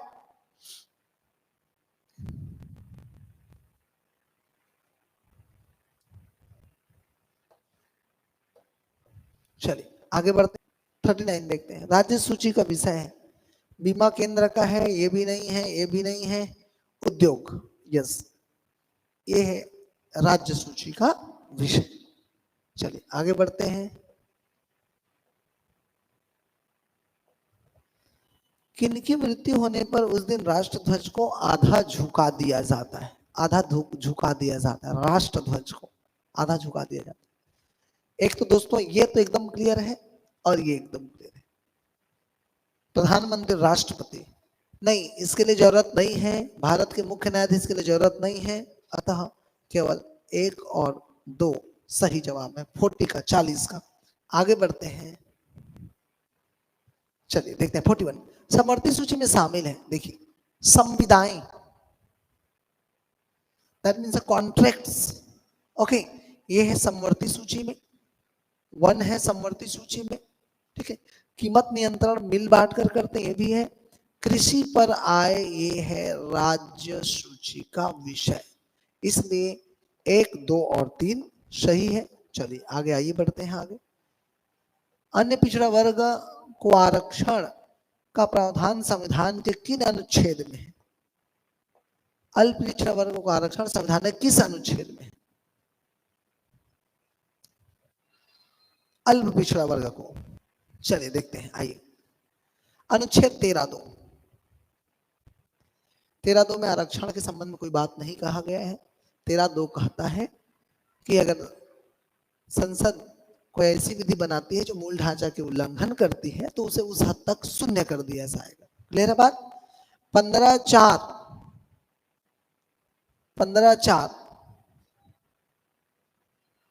15(4) कहता है कि शिक्षण संस्थानों में, इंजीनियरिंग और मेडिकल कॉलेज में पिछड़े वर्गों के लिए सीटों का आरक्षण होगा।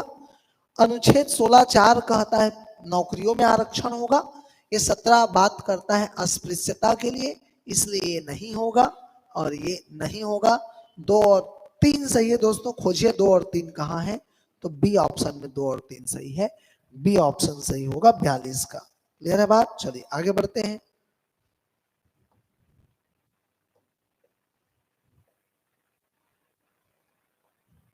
देखते हैं क्या होगा। शिक्षा का अधिकार अधिनियम 2009 कब प्रभावी हुआ? यह प्रभावी हुआ था अप्रैल 2010। कब लागू हुआ था? अप्रैल 2010। ठीक, आगे बढ़ते हैं। इंटरनेशनल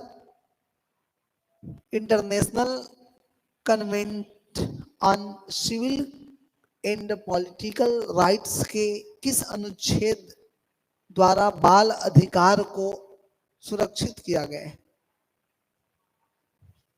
ओके, देखते हैं। क्वेश्चन लंबा चौड़ा लगे आपको, अब सिंपल सिंपल बाल अधिकार पर आइए।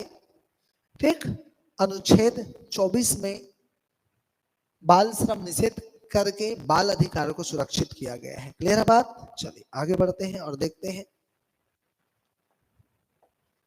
मूल अधिकारों का संरक्षक माना जाता है, मूल अधिकारों का संरक्षक माना जाता है संसद नहीं, राष्ट्रपति नहीं, सर्वोच्च न्यायालय को माना जाता है मूल अधिकारों का संरक्षक। चलिए आगे बढ़ते हैं, देखते हैं।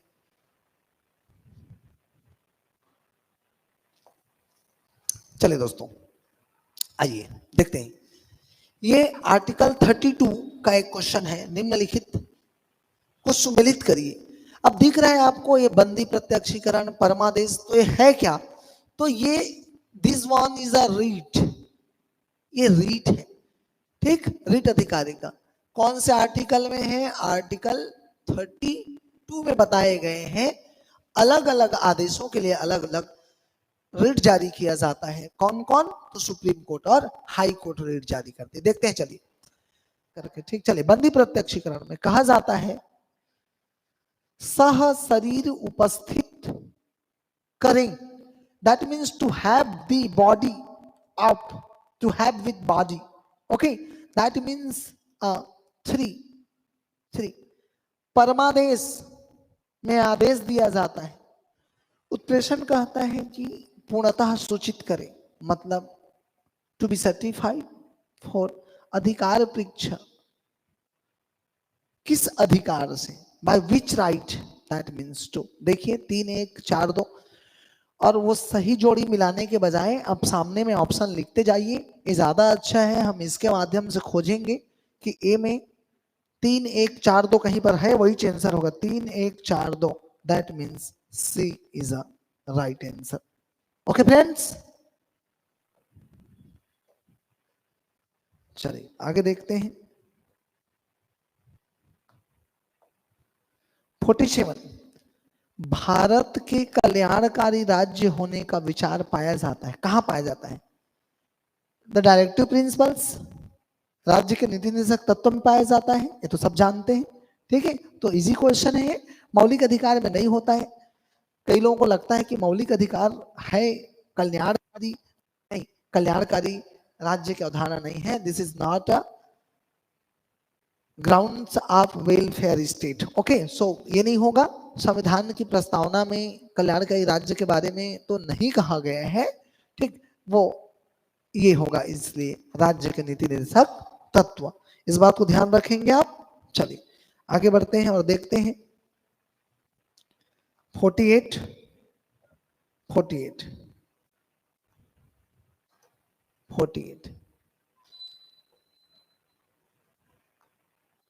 देखते हैं। सूची 1 को सूची 2 से मिलाइए और सूचियों के नाम नीचे दिए एक कूट की सहायता से सही उत्तर का चुनाव करें। सूची 1 सूची 2, चलिए मिलाते हैं। ग्राम पंचायत का गठन, ग्राम पंचायत का गठन 40 सही है।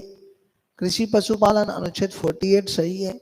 सहकारी सोसाइटियों का गठन 43A सही है। अंतर्राष्ट्रीय शांति 41, काम करने का अधिकार, ठीक है, 51, दैट इज 41। ओके, 1 2 3 4 5 अगर किसी ऑप्शन में है तो वही क्या होगा? आंसर होगा। चलिए देखते हैं किसी ऑप्शन में है क्या। यस, हमें पहले ही ऑप्शन दिख गया। 1 2 3 4 5। चल आइए देखते हैं क्वेश्चन नंबर 49। मूल कर्तव्य के संबंध में सत्य कथन का चुनाव करिए। मूल कथन 1976 में कांग्रेस पार्टी ने सरदार स्वर्ण सिंह समिति का गठन किया।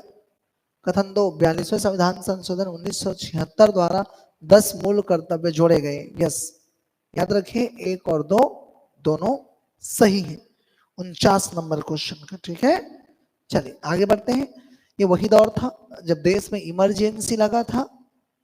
Emergency applied by Indira Gandhi okay, उस समय संविधान संशोधन करके जोड़ा गया था और ये सरदार स्वर्ण सिंह समिति की सिफारिश पर आई थी।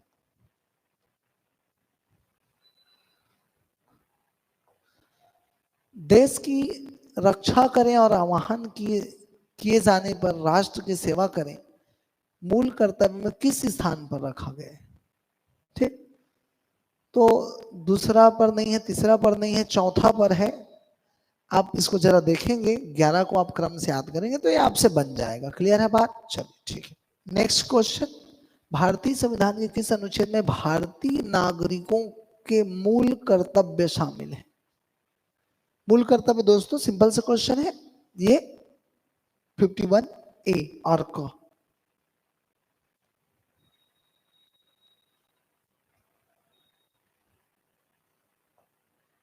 चलिए आइए देखते हैं, अनुच्छेद एवं उनके विषय सुमेलित करें।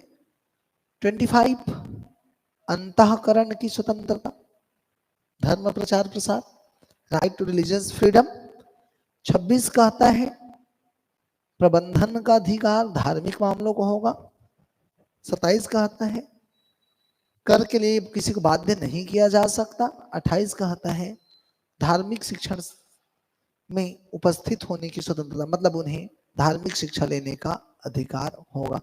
1 3 2 4 कहां पर है? 1 3 2 4 ऑप्शन ए में 1 3 2 4। चलिए आगे बढ़ते हैं और देखते हैं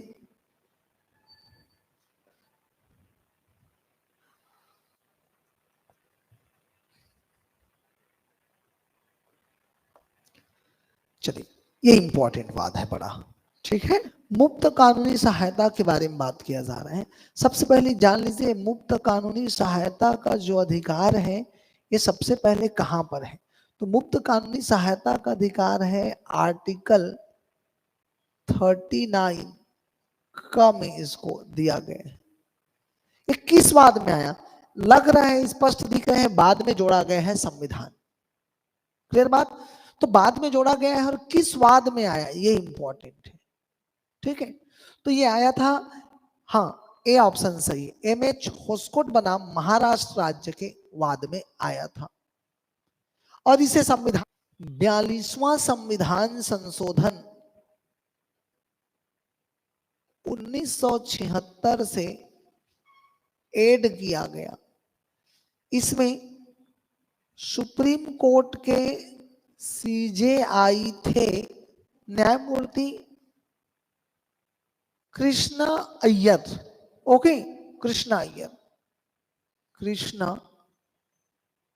अय्यर थे और कृष्णा अय्यर ने कहा था कि निशुल्क कानूनी सहायता, मुफ्त कानूनी सहायता यह राज्य का कर्तव्य है, ना कि उसकी दानशीलता। ओके, राज्य कोई ठीक है दान नहीं कर रहा है, दया नहीं कर रहा है, वो उसका कर्तव्य है, ड्यूटी है। ओके चलिए, अतः इसमें आंसर क्या हो जाएगा? ए आंसर है। ओके, इस बात को याद रखिएगा। 54 देखते हैं, अनुच्छेद 21 के अधिकारों में क्या शामिल नहीं है? 21 मतलब article 21 right to live with dignity, गरिमापूर्ण जीवन जीने का अधिकार में क्या शामिल नहीं? सार्वजनिक फांसी के विरुद्ध अधिकार है, शामिल है। यहाँ पे गरिमा में शामिल है कि आपको सार्वजनिक फांसी नहीं दिया जाएगा, इसलिए फांसी बंद दीवारी में 4 दीवारी के बीच दिया जाता है। प्रतिष्ठा का अधिकार, यस, हर व्यक्ति को प्रतिष्ठा के साथ जीने का अधिकार है। आवास का अधिकार, राइट टू सेटअप, आवास का अधिकार है आपको, ठीक है। गरिमापूर्ण जीवन के अधिकार में एक घर का अधिकार भी होता है, ठीक। चलिए, प्राथमिक विद्यालय के स्तर पर शिक्षा का माध्यम चुनने का अधिकार, नहीं दोस्तों ये नहीं है। ये जो आर्टिकल शिक्षा का माध्यम चुनने का अधिकार, ये 19(1) का वाक एवं अभिव्यक्ति का अधिकार है, ठीक है। अब कई लोग लक्ष्मीकांत का पुराना एडिशन पढ़ रहे होंगे, उसमें इसको नहीं दिया है, ठीक। और आप नहीं जानते रहते हैं और दावापत्ती करते हैं, तो एम लक्ष्मीकांत 7वां एडिशन में इसको ऐड करके दिया है, इसको आप थोड़ा सा एक बार पढ़ लेंगे, शायद 6th एडिशन में भी होगा। ठीक, चलिए आगे बढ़ते हैं।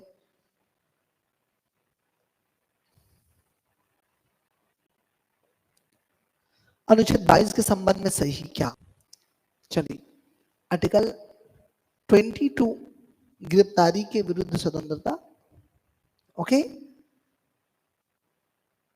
Right to protection of detention in certain case. इसका पहला भाग देखें, हम जानते हैं गिरफ्तारी दो प्रकार के उसमें नियम हैं, एक साधारण कानून, साधारण कानून के तहत गिरफ्तारी, और दूसरा है एक प्रिवेंटिव डिटेंशन लॉ, निवारक निरोध कानून, निरोध कानून के तहत। ठीक, देखते हैं क्या लिखा है। अब इसका पहला भाग साधारण कानून मामलों से संबंधित है, यह सही है। इसका दूसरा भाग निवारक हिरासत के मामलों से संबंधित है, मतलब कथन 1 और 2 दोनों सही होगा। क्लियर है बात?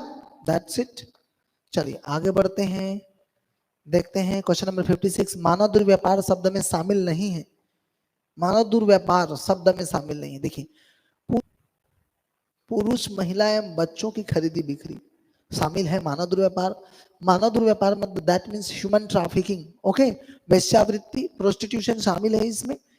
देवदासी और दास प्रथा इसमें शामिल है। बिना परिश्रमिकी के वेतन, ये मानव दुर्व्यापार शब्द में शामिल नहीं होकर ये बालात श्रम में शामिल है, फोर्स्ड लेबर में शामिल है, ओके। डी, 56 का डी। आगे बढ़ते हैं, चलिए आइए देखते हैं क्वेश्चन नंबर 57। गैर संवैधानिक निकाय की बात कर रही है, ओके एवरीवन, गैर संवैधानिक निकाय की बात कर रही है ये, ठीक है। Which is the following is non constitutional, that means extra constitutional. चलिए देखते हैं गैर संवैधानिक कौन कौन से इसमें से।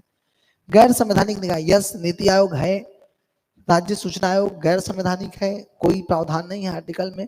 भारत का विधि आयोग भी गैर संवैधानिक है।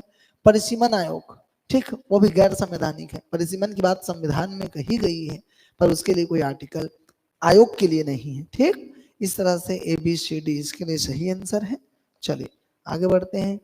नीति आयोग का पूरा नाम, नीति आयोग के संबंध में कथन दिया गया है, पूरा नाम national information, that is a national institution. National institution होगा तो पहले ही क्वेश्चन क्या गलत है पकड़ लिए, गलत सही करते हैं, बाकी जो ठीक है दिया हुआ है ये सही है, ये सही है, ये सही है, उसमें कोई ठीक है दुविधा नहीं है। आगे बढ़ते हैं, चलिए देखते हैं राष्ट्रीय मानवाधिकार आयोग के बारे में सत्य कथन है। यह संवैधानिक निकाय है, सही बात है, यह एक गैर संवैधानिक निकाय है। अध्यक्ष और 3 सदस्य नहीं, 3 सदस्य नहीं, बहुसंख्यक संस्था है, बहुसंख्यक सदस्य होते हैं, इसलिए गलत है। आयोग के अध्यक्ष का कार्यकाल 3 वर्ष, जब उसकी उम्र 70 वर्ष हो, जो भी पहले हो 3 वर्ष या 70, ये सही है। अर्थात 1 और 3 जो भी है यह सही होगा 59 में, ठीक। चलिए 60 के केस में देखते हैं।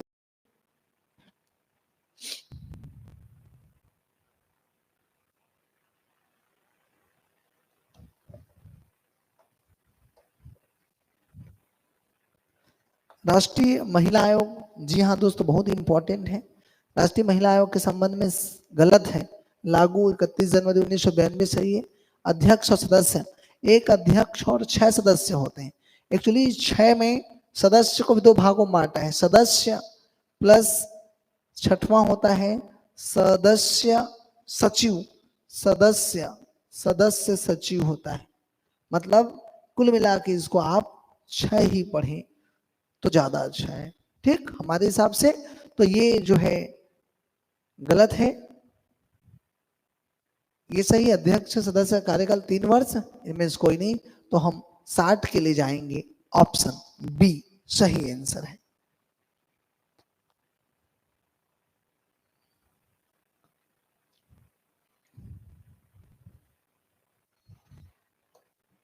चलिए आगे बढ़ते हैं।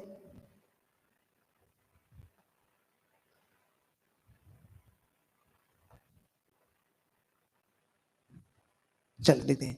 राष्ट्रीय बाल अधिकार संरक्षण आयोग के संबंध में सही है, लागू हुआ 5 फरवरी 2007 सही है। अध्यक्ष और सदस्य बोला जा रहा है 1, 6, ये भी सही है। अनिवार्य महिला सदस्य 3 नहीं होते हैं, 2 होते हैं। अध्यक्ष और सदस्य का कार्यकाल 3 वर्ष होता है। अतः 1 2 4 सही है और ठीक है 1 2 4 सही है और देखते हैं 1 2 4 सत्य और 3 असत्य है दोस्तों। 1 2 4 सही है और 3 क्या है असत्य है। अतः 1 2 4 सत्य और 3 असत्य। चलिए आगे बढ़ते हैं। केंद्रीय सूचना आयोग का स्थापना वर्ष क्या है? केंद्रीय सूचना आयोग का स्थापना वर्ष दोस्तों 2005।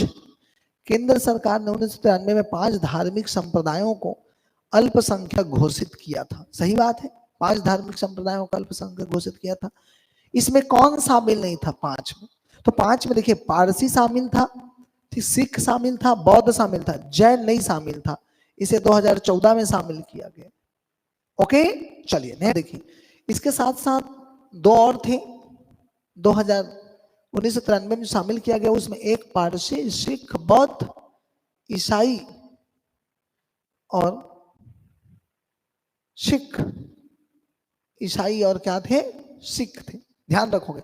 जैन को 2014 में शामिल किया गया है, इस बात को आप याद रखेंगे। ठीक है चलिए आगे बढ़ते हैं, देखते हैं अगला ऑप्शन में आते हैं 64 में लिखा है अनुच्छेद 12 के तहत राज्य को परिभाषित। Article 12 define the term state.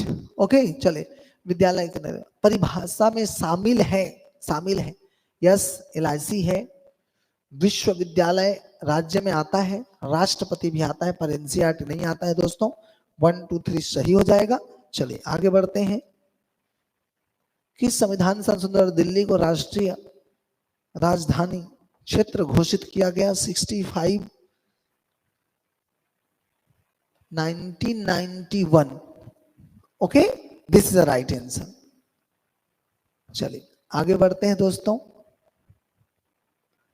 वर्तमान में कितने राज्य, कितने और संघ प्रदेश हैं? कितने राज्य? 28 states and 8 UT। So B is the right answer. 28 राज्य, 8 केंद्र शासित प्रदेश। चलिए आगे बढ़ते हैं, चलिए देखते हैं दोस्तों आगे। भारत के संदर्भ में निम्नलिखित कथनों पर विचार कीजिए। कथन 1, जब एक कैदी पर्याप्त आधार पर प्रस्तुत करता है तो ऐसे कैदी को पैरोल मना नहीं किया जा सकता क्योंकि वह उसके अधिकार का मामला बन जाता है। ठीक, कथन 1। कथन 2, कैदी को पैरोल पर छोड़ने के लिए राज्य सरकारें के अपने नियम हैं। हाँ दोस्तों ये सही है। कई बार आप समाचारों में भी सुनते होंगे और देखते होंगे कि राज्य सरकार ने पैरोल पर रिहाई की अनुमति दी। तो याद रखिए पैरोल पर राज्य सरकार को अपने नियम होते हैं और पैरोल देना है कि नहीं देना है ये केवल राज्य तय करेगी, मतलब वो राज्य ठीक है का मामला है। इसलिए कथन 2 ही सही हो जाएगा, 1 गलत हो जाएगा। अतः कथन केवल 2 सी सही जवाब है। आगे चलते हैं और देखते हैं। निम्न कथनों को पढ़कर विचार करें। कथन 1, अनुच्छेद 30 अल्पसंख्यक वर्ग शब्द को परिभाषित नहीं करता। ठीक, अल्पसंख्यक वर्ग शब्द को परिभाषित नहीं करता है, सही बात है। संविधान में अल्पसंख्यक शब्द को परिभाषित नहीं किए। संविधान केवल धार्मिक अल्पसंख्यक नहीं, भाषाई अल्पसंख्यक को भी मान्यता देते हैं हम। क्लियर बात। अतः केवल कथन 1 सही हो जाएगा 68 के संबंध में। चलिए आगे बढ़ते हैं और देखते हैं 69। निम्नलिखित कथनों को पढ़कर विचार कीजिए। निम्नलिखित कथनों को पढ़कर विचार करिए। चलिए देखते हैं निम्नलिखित कथनों। ठीक है, अनुच्छेद 301 संपत्ति के अधिकार से संबंध है। नहीं, संपत्ति का अधिकार 300 क में है। ओके, संपत्ति का अधिकार एक मौलिक अधिकार है। नहीं, बिल्कुल भी मौलिक अधिकार नहीं है। ओके, तो विचार करिए, तो ना तो 1 और ना तो 2 सही जवाब है। चलिए आगे बढ़ते हैं और देखते हैं। कार्मिक मंत्रालय के अंतर्गत नहीं आने वाला आयोग है। चलिए इसका सिंपल सा जवाब होगा, देख लेते हैं। कार्मिक मंत्रालय राष्ट्रीय सूचना आयोग आता है, संघ लोक सेवा आयोग आता है, केंद्रीय जांच ब्यूरो आता है। राष्ट्रीय मानव का अधिकार आयोग कार्मिक मंत्रालय के अंतर्गत नहीं आता है, इस बात को आप ध्यान रखेंगे। चलिए आइए दोस्तों 71 निम्न में से तीसरी अनुसूची के प्रारूप में शपथ ले। साथियों अनुसूची 3 में भारत के कुछ पदाधिकारियों का शपथ के बारे में बताया गया है। ठीक, चलिए देखते हैं कौन कौन आते हैं इसमें। कौन अनुसूची 3 के तहत शपथ लेगा? संसद के सदस्य यस, राज्य विधानमंडल सदस्य लेते हैं, संघ के मंत्री, राज्य के मंत्री भी इसमें शपथ लेते हैं। प्लस एक छूट गया इसमें, सुप्रीम कोर्ट, हाई कोर्ट के जजेस भी इसमें क्या होते हैं? शामिल होते हैं। अतः इसमें सब आ जाएगा 1 2 3 और 4। चलिए बढ़े आगे, 1 2 3 4 सी ऑप्शन। चलिए आगे बढ़ते हैं, देखते हैं संविधान के स्रोत जो सही सुमेलित नहीं है। चलिए इसको विलोपित कर दिया गया था, इस पर मैं चर्चा नहीं कर रहा हूं, आगे बढ़ रहा हूं।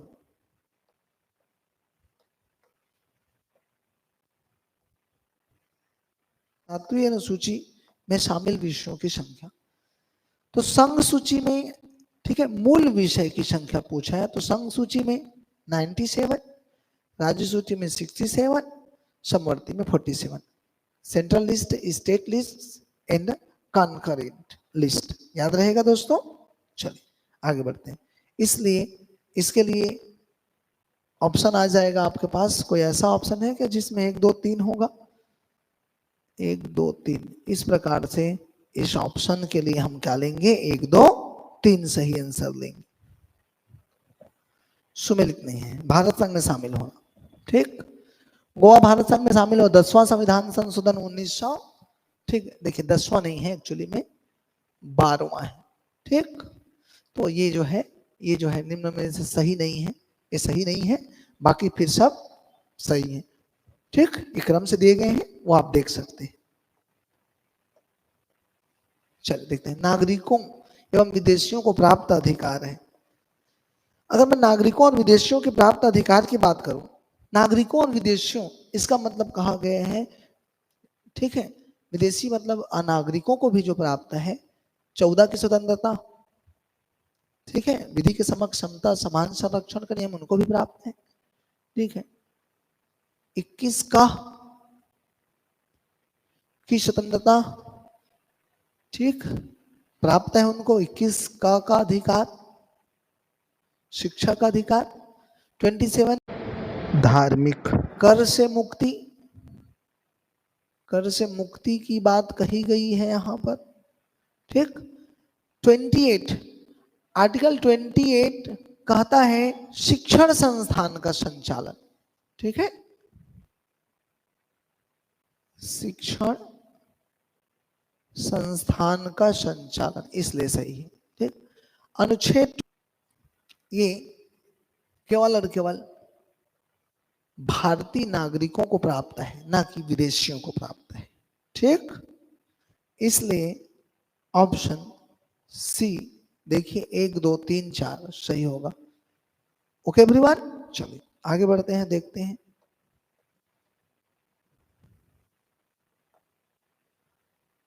किस वाद में भारतीय संविधान के मूल संरचना सिद्धांत का प्रतिपादन किया। ठीक है, ये हम देखते हैं, केशवानंद भारती बनाम केरल राज्य 1973 में आया दोस्तों। चलिए आगे बढ़ते हैं। मनरेगा कार्यक्रम निम्नलिखित में से भारतीय संविधान के किस अनुच्छेद को लागू करने हेतु लाए गए हैं? यह भाग 4 में है, राज्य के नीति तत्व में। ये आर्टिकल 43 के अंतर्गत इसे दिया जाता है। ओके दोस्तों, ठीक, 43 में क्या है? मजदूरी सहायता, मजदूरी सहायता के अंतर्गत इसे दिया जाता है। चलिए आगे बढ़ते हैं और देखते हैं 78 पर चर्चा करते हैं। नीति निषेध तत्व क्या है बोल रहे हैं, तो मद्यपान निषेध डेफिनेटली नीति निषेध तत्व है। गौ संरक्षण की बात कही गई, पर्यावरण संरक्षण की बात कही गई। अब जब यहां पर आते हैं शिक्षा के बाद, तो हम यहां पर फंस जाते हैं। याद रखिए 14 वर्ष तक के बच्चों के लिए निःशुल्क शिक्षा की बात पहले कही गई थी, पहले था 0 से 14 वर्ष के बच्चों के लिए। पर बाद में हमने 86वां संविधान संशोधन 2002 में 21 क के द्वारा 6 से 14 वर्ष के बच्चों को निःशुल्क और अनिवार्य शिक्षा दी। तो 6 से 14 जब इसमें चला गया तो बचा किसमें? तो निधि निषेध तत्व में बच गया 0 से 6 वर्ष के बच्चे। इसलिए ये 4 ऑप्शन नहीं होगा, 1 2 3 ऑप्शन कहीं पर होगा तो वो सही होगा दोस्तों। 78 का यही ऑप्शन सही होगा, 1 2 3। ओके, चलिए आगे बढ़ते हैं। 79 किसके विरुद्ध संविधान, देखिए बातें अलग है लेकिन संविधान किसके विरुद्ध शोषण को स्वीकृत करता है? तो बच्चों के बारे में बताया गया है, स्त्रियों को शोषण से मुक्ति की बात कही गई है, जनजातियों के लिए भी बात कही गई है, लेकिन दलित शब्द का प्रयोग संविधान में नहीं है, इसलिए हम 1 2 3 शब्द के लिए जाएंगे। ओके एवरीवन, चलिए आगे बढ़ते हैं और देखते हैं। चलिए, संविधान की 6वीं अनुसूची में शामिल राज्य नहीं है। अब सी बात है, असम में असम है, मेघालय है, मिजोरम है, मणिपुर नहीं है, डी हो जाएगा। चलिए आगे बढ़ते हैं, आइए देखते हैं 81 नंबर क्वेश्चन। संविधान की 8वीं अनुसूची 8th schedule included in 8th schedule कौन कौन सी भाषा शामिल है बोला है? तो गुजराती है, हिंदी है, ओडिया है, अंग्रेजी नहीं है, संस्कृत है। तो 1 2 3 5 कहीं पर है ऑप्शन क्या? 1 2 3 5, 1 2 3 5, अतः 81 का क्या हो जाएगा? ए हो जाएगा। चलिए आगे बढ़ते हैं। मौलिक अधिकारों के संबंध में असत्य है, मौलिक अधिकारों के संबंध में असत्य है। देखिए, मौलिक अधिकारों के संबंध में असत्य है। समता का अधिकार गलत है, समता का अधिकार चूंकि 14 से दिया गया है 18 तक, इसलिए गलत। स्वतंत्रता का अधिकार 19 से 22 सही है। शोषण के विरुद्ध अधिकार 23-24, धार्मिक स्वतंत्रता 25 से 28, मतलब 82 का ये जो है ये असत्य है, ये वाला ऑप्शन। चलिए आगे बढ़ते हैं और देखते हैं 83 संविधान सभा के बारे में सही है।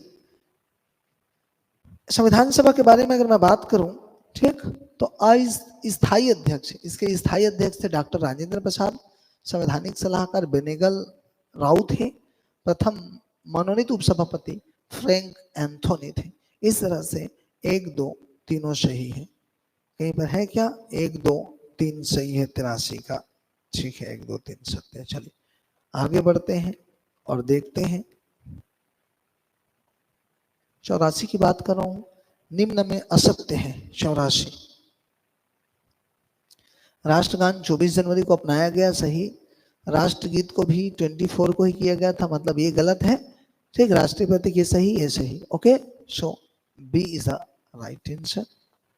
नेक्स्ट, निम्न में संविधान का स्तंभ, 85 संविधान का स्तंभ, ठीक है, लेजिस्लेचर, एग्जीक्यूटिव, न्यायपालिका और मीडिया, 1 2 3 चारों संविधान का स्तंभ माना गया है। क्लियर है बात? ठीक है, मीडिया को चौथा स्तंभ संविधान में माना गया है क्योंकि मीडिया का कार्य होता है बाकी इन 3 स्तंभों पर वो क्या करता है जी? दबाव बनाता है, दबाव बनाता है, इसलिए मीडिया को चौथा स्तंभ कहा गया है।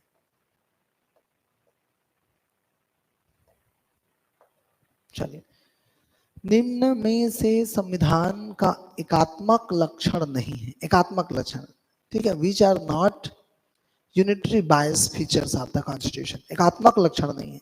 हम जानते हैं हमारा संविधान में एकात्मक लक्षण भी है और संघात्मक लक्षण भी। चलिए देखते हैं।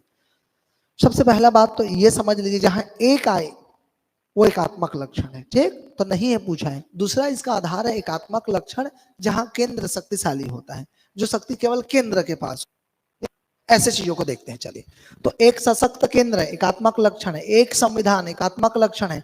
अखिल भारतीय सेवा एकात्मक लक्षण है क्योंकि ये केवल केंद्र को अधिकार है, राज्य को नहीं।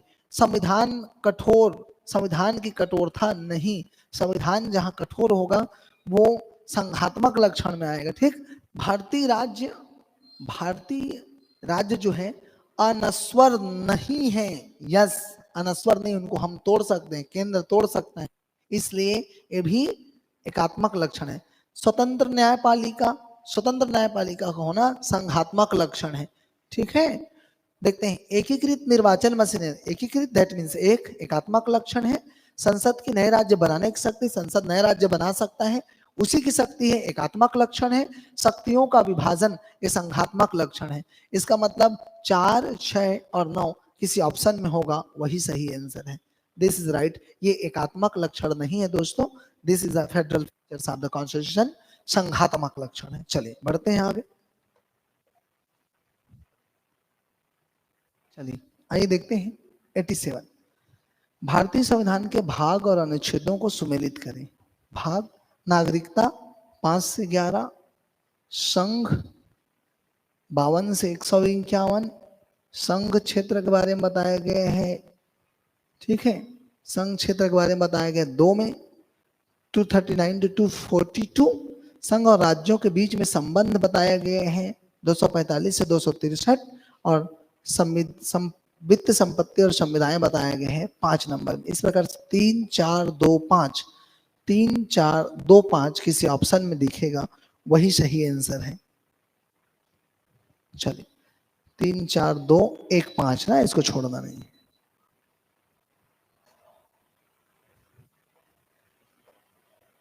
देखिए कहीं पर है 3, 4, 2, 1, 5।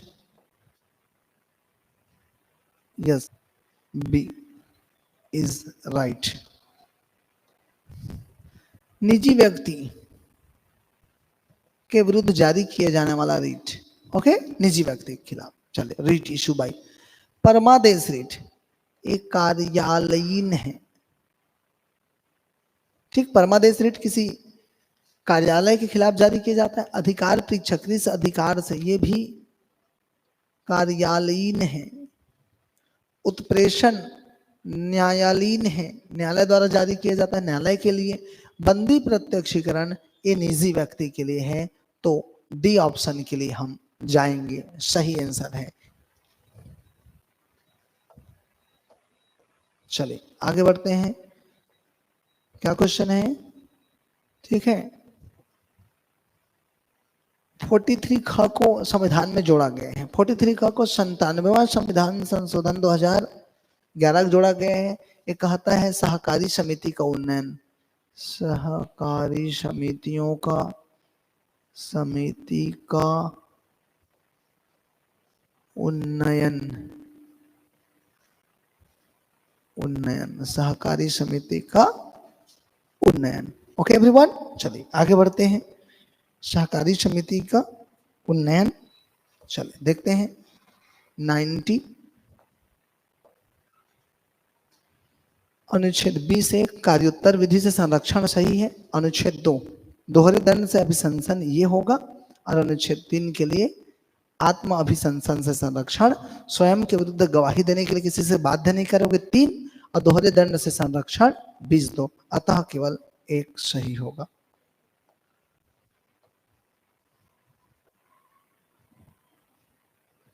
सरकारी कर्मचारियों को, सरकारी कर्मचारियों को हड़ताल करने का अधिकार मूल अधिकार नहीं है, कानूनी अधिकार नहीं है, नैतिक अधिकार नहीं है। याद रखिए, सरकारी कर्मचारियों को हड़ताल करने का ही अधिकार नहीं है। ठीक, चलिए आगे बढ़ते हैं, 92 पर चलते हैं और देखते हैं। भारत का एक नागरिक अपनी नागरिकता खो देगा यदि वह भारतीय नागरिकता का परित्याग करता है। ठीक है, परित्याग करता है, सही बात है, बाई सेल्फ, स्वदेश। ठीक है, स्वेच्छा से अन्य देश की नागरिकता प्राप्त कर लेता है। हाँ, भारत में एक नागरिकता है, अगर वह किसी दूसरे देश की नागरिकता प्राप्त कर लेता है तो भारत का नागरिक नहीं रहेगा। किसी अन्य देश के नागरिक से विवाह करता है, नहीं, इससे कोई फर्क नहीं पड़ने वाला है। जब तक कि वो भारत का नागरिक बना रहना चाहता है वो रहेगा। किसी दूसरे देश के व्यक्ति से शादी कर लेने से उसकी नागरिकता पर कोई फर्क नहीं पड़ेगा। ठीक, चलिए, सरकार की आलोचना करता है, नहीं, इससे कोई फर्क नहीं पड़ेगा, मतलब 1 और 2 सही है। 92 हम बात कर रहे हैं। 93 आगे देखते हैं। पर्यावरण संरक्षण व संवर्धन तथा वन एवं वन्य जीव की रक्षा के प्रावधान भारत के संविधान के किस भाग में है? ठीक है, तो ये केवल मूल कर्तव्य में तो है, लेकिन राज्य के नीति निर्देशक तत्वों में भी हम इन्हें देख पाते हैं। अतः इसके लिए 93 के लिए मैं सी ऑप्शन के लिए जाऊंगा, ए और बी दोनों। और देखते हैं 94, संगठनों और निकायों पर विचार कीजिए। राष्ट्रीय पिछड़ा वर्ग आयोग, मानवाधिकार आयोग, राष्ट्रीय विधि आयोग, उपभोक्ता विवाद निवारण आयोग संवैधानिक निकाय है पूछा गया है। Constitutional body, which are a constitutional body. ठीक, तो राष्ट्रीय पिछड़ा वर्ग आयोग के बारे में ही संविधान में बताया गया है, इसलिए केवल एक सही हो जाएगा। ओके दोस्तों, चलो 95,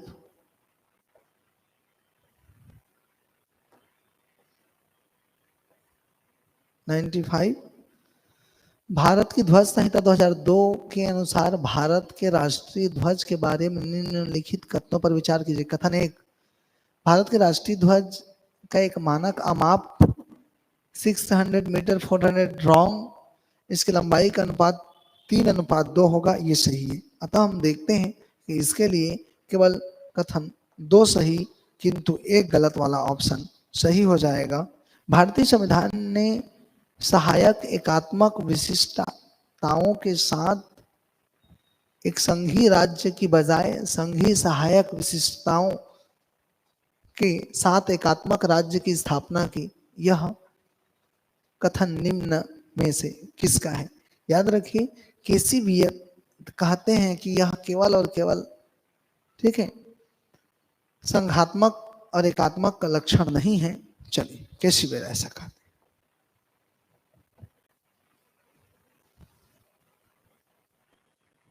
चलिए आइए क्वेश्चन नंबर 97 देखते हैं। राज्य के नीति निर्देशक तत्वों में निम्नलिखित में से कौन सा कथन सही? चलिए पढ़ते हैं। इन्हें आयरलैंड से लिया गया है, सही है। इन्हें संविधान के भाग 4 में शामिल किया गया है, सही है। इनका उद्देश्य प्रजातंत्र को सामाजिक आर्थिक आधार प्रदान करना है, एकदम सही है दोस्तों। राज्य को इन्हें लागू करना अनिवार्य होता है, गलत। राज्य इसे अपने अकॉर्डिंग अपने सुविधा अनुसार लागू करेगा, ना कि वह लागू करने के लिए बाध्य है। सभी तत्व गांधीवादी विचार से प्रेरित हैं, नहीं, इसमें से कुछ विचार अम्बेडकरवादी तो कुछ और अन्य महापुरुषों के विचार से संबंधित है। चलिए आइए देखते हैं, ऑप्शन खोजते हैं 1, 2 और 3। 1, 2 और 3 ऑप्शन खोजें, 1, 2, 3। तो बाकी 4, 5 तो नहीं हो सकता, तो जिसमें 4, 5 है वो तो गलत हो जाएगा। ठीक, हालांकि 2 इसमें नहीं है, लेकिन 1 और 3 तो सही है ना, उस हिसाब से हम 1 और 3 को लेंगे। चलिए आगे आते हैं 98 नंबर क्वेश्चन। केंद्रीय सतर्कता आयोग के संबंध में निम्नलिखित कथनों में से कौन सा सही है? आइए देखते हैं केंद्रीय सतर्कता आयोग के संबंध में कौन सा। चलिए देखते हैं, इसकी स्थापना भारत के प्रथम प्रशासनिक आयोग की सिफारिश पर की गई थी, गलत है। इसकी स्थापना भारत में संथानम समिति की सिफारिश से की गई थी, संथानम समिति की सिफारिश से की गई थी। इसका प्रधानमंत्री द्वारा नियुक्त होता है, नहीं, ये राष्ट्रपति द्वारा नियुक्त होता है। राष्ट्रपति द्वारा हाल ही में द्रौपदी मुर्मू ने प्रवीण कुमार को अभी नियुक्त किया है सतर्कता आयोग, CVC की बात कर रहा हूं मैं, सेंट्रल विजिलेंस कमीशन की। ठीक, कुछ मामलों में इस आयोग के कार्य संघ लोक सेवा आयोग के समान होते हैं, ये सही है। यह निश्चित रूप से लोकपाल का प्रतिरूप है। ठीक, बिल्कुल ये गलत है, 1 गलत, 4 गलत। या पीड़ित व्यक्ति के शिकायतें सीधे सुन सकता है, इस प्रकार से 2 और 4 गलत है। इस प्रकार से 1, 2 और 4 गलत है। 1, 2, इस प्रकार से 1, 2 और 4 गलत है। चलिए आइए 99 क्वेश्चन देखते हैं। भारत एक संपूर्ण प्रभुत्व संपन्न राष्ट्र है और संप्रभु राष्ट्र के लक्षण है। आवश्यकता पड़ने पर भारत अपने किसी राज्य क्षेत्र अंग को किसी विदेशी राज्य को सौंप सकता है। ये सुप्रीम कोर्ट ने बात कहा था बेरुवाड़ी संघवाद मामले में। ठीक, तो ये बात सही है। भारत चाहे तो पाकिस्तान या पाक अधिकृत कश्मीर को अर्जित भी कर सकता है, बिल्कुल। भारत चाहे तो किसी विदेशी राज्य के भूभाग अंग को अर्जित भी कर सकता है और चाहे तो अपने किसी भूभाग अंग को किसी को समर्पित भी कर सकता है, सौंप भी सकता है। यह बेरुआरी संघवाद में, ठीक है, सुप्रीम कोर्ट ने कहा था।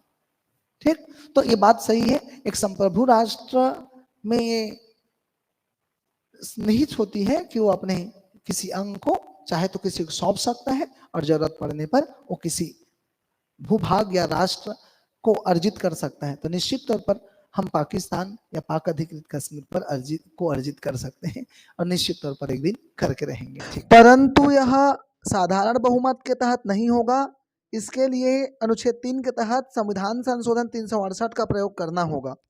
क्वेश्चन नंबर 100, भारत में राजनीतिक व्यवस्था के मूलभूत लक्षण पूछा गया है। Political system in India. ठीक, देखते हैं।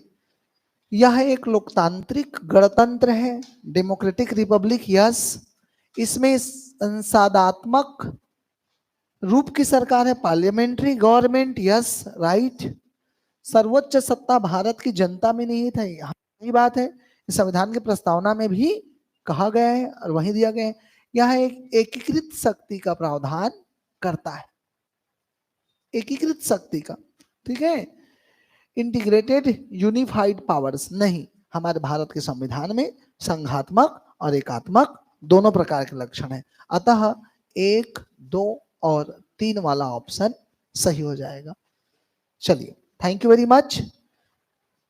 हम संविधान की व्याख्या पेपर 2 के साथ मिलेंगे अगले पार्ट में। Thank you.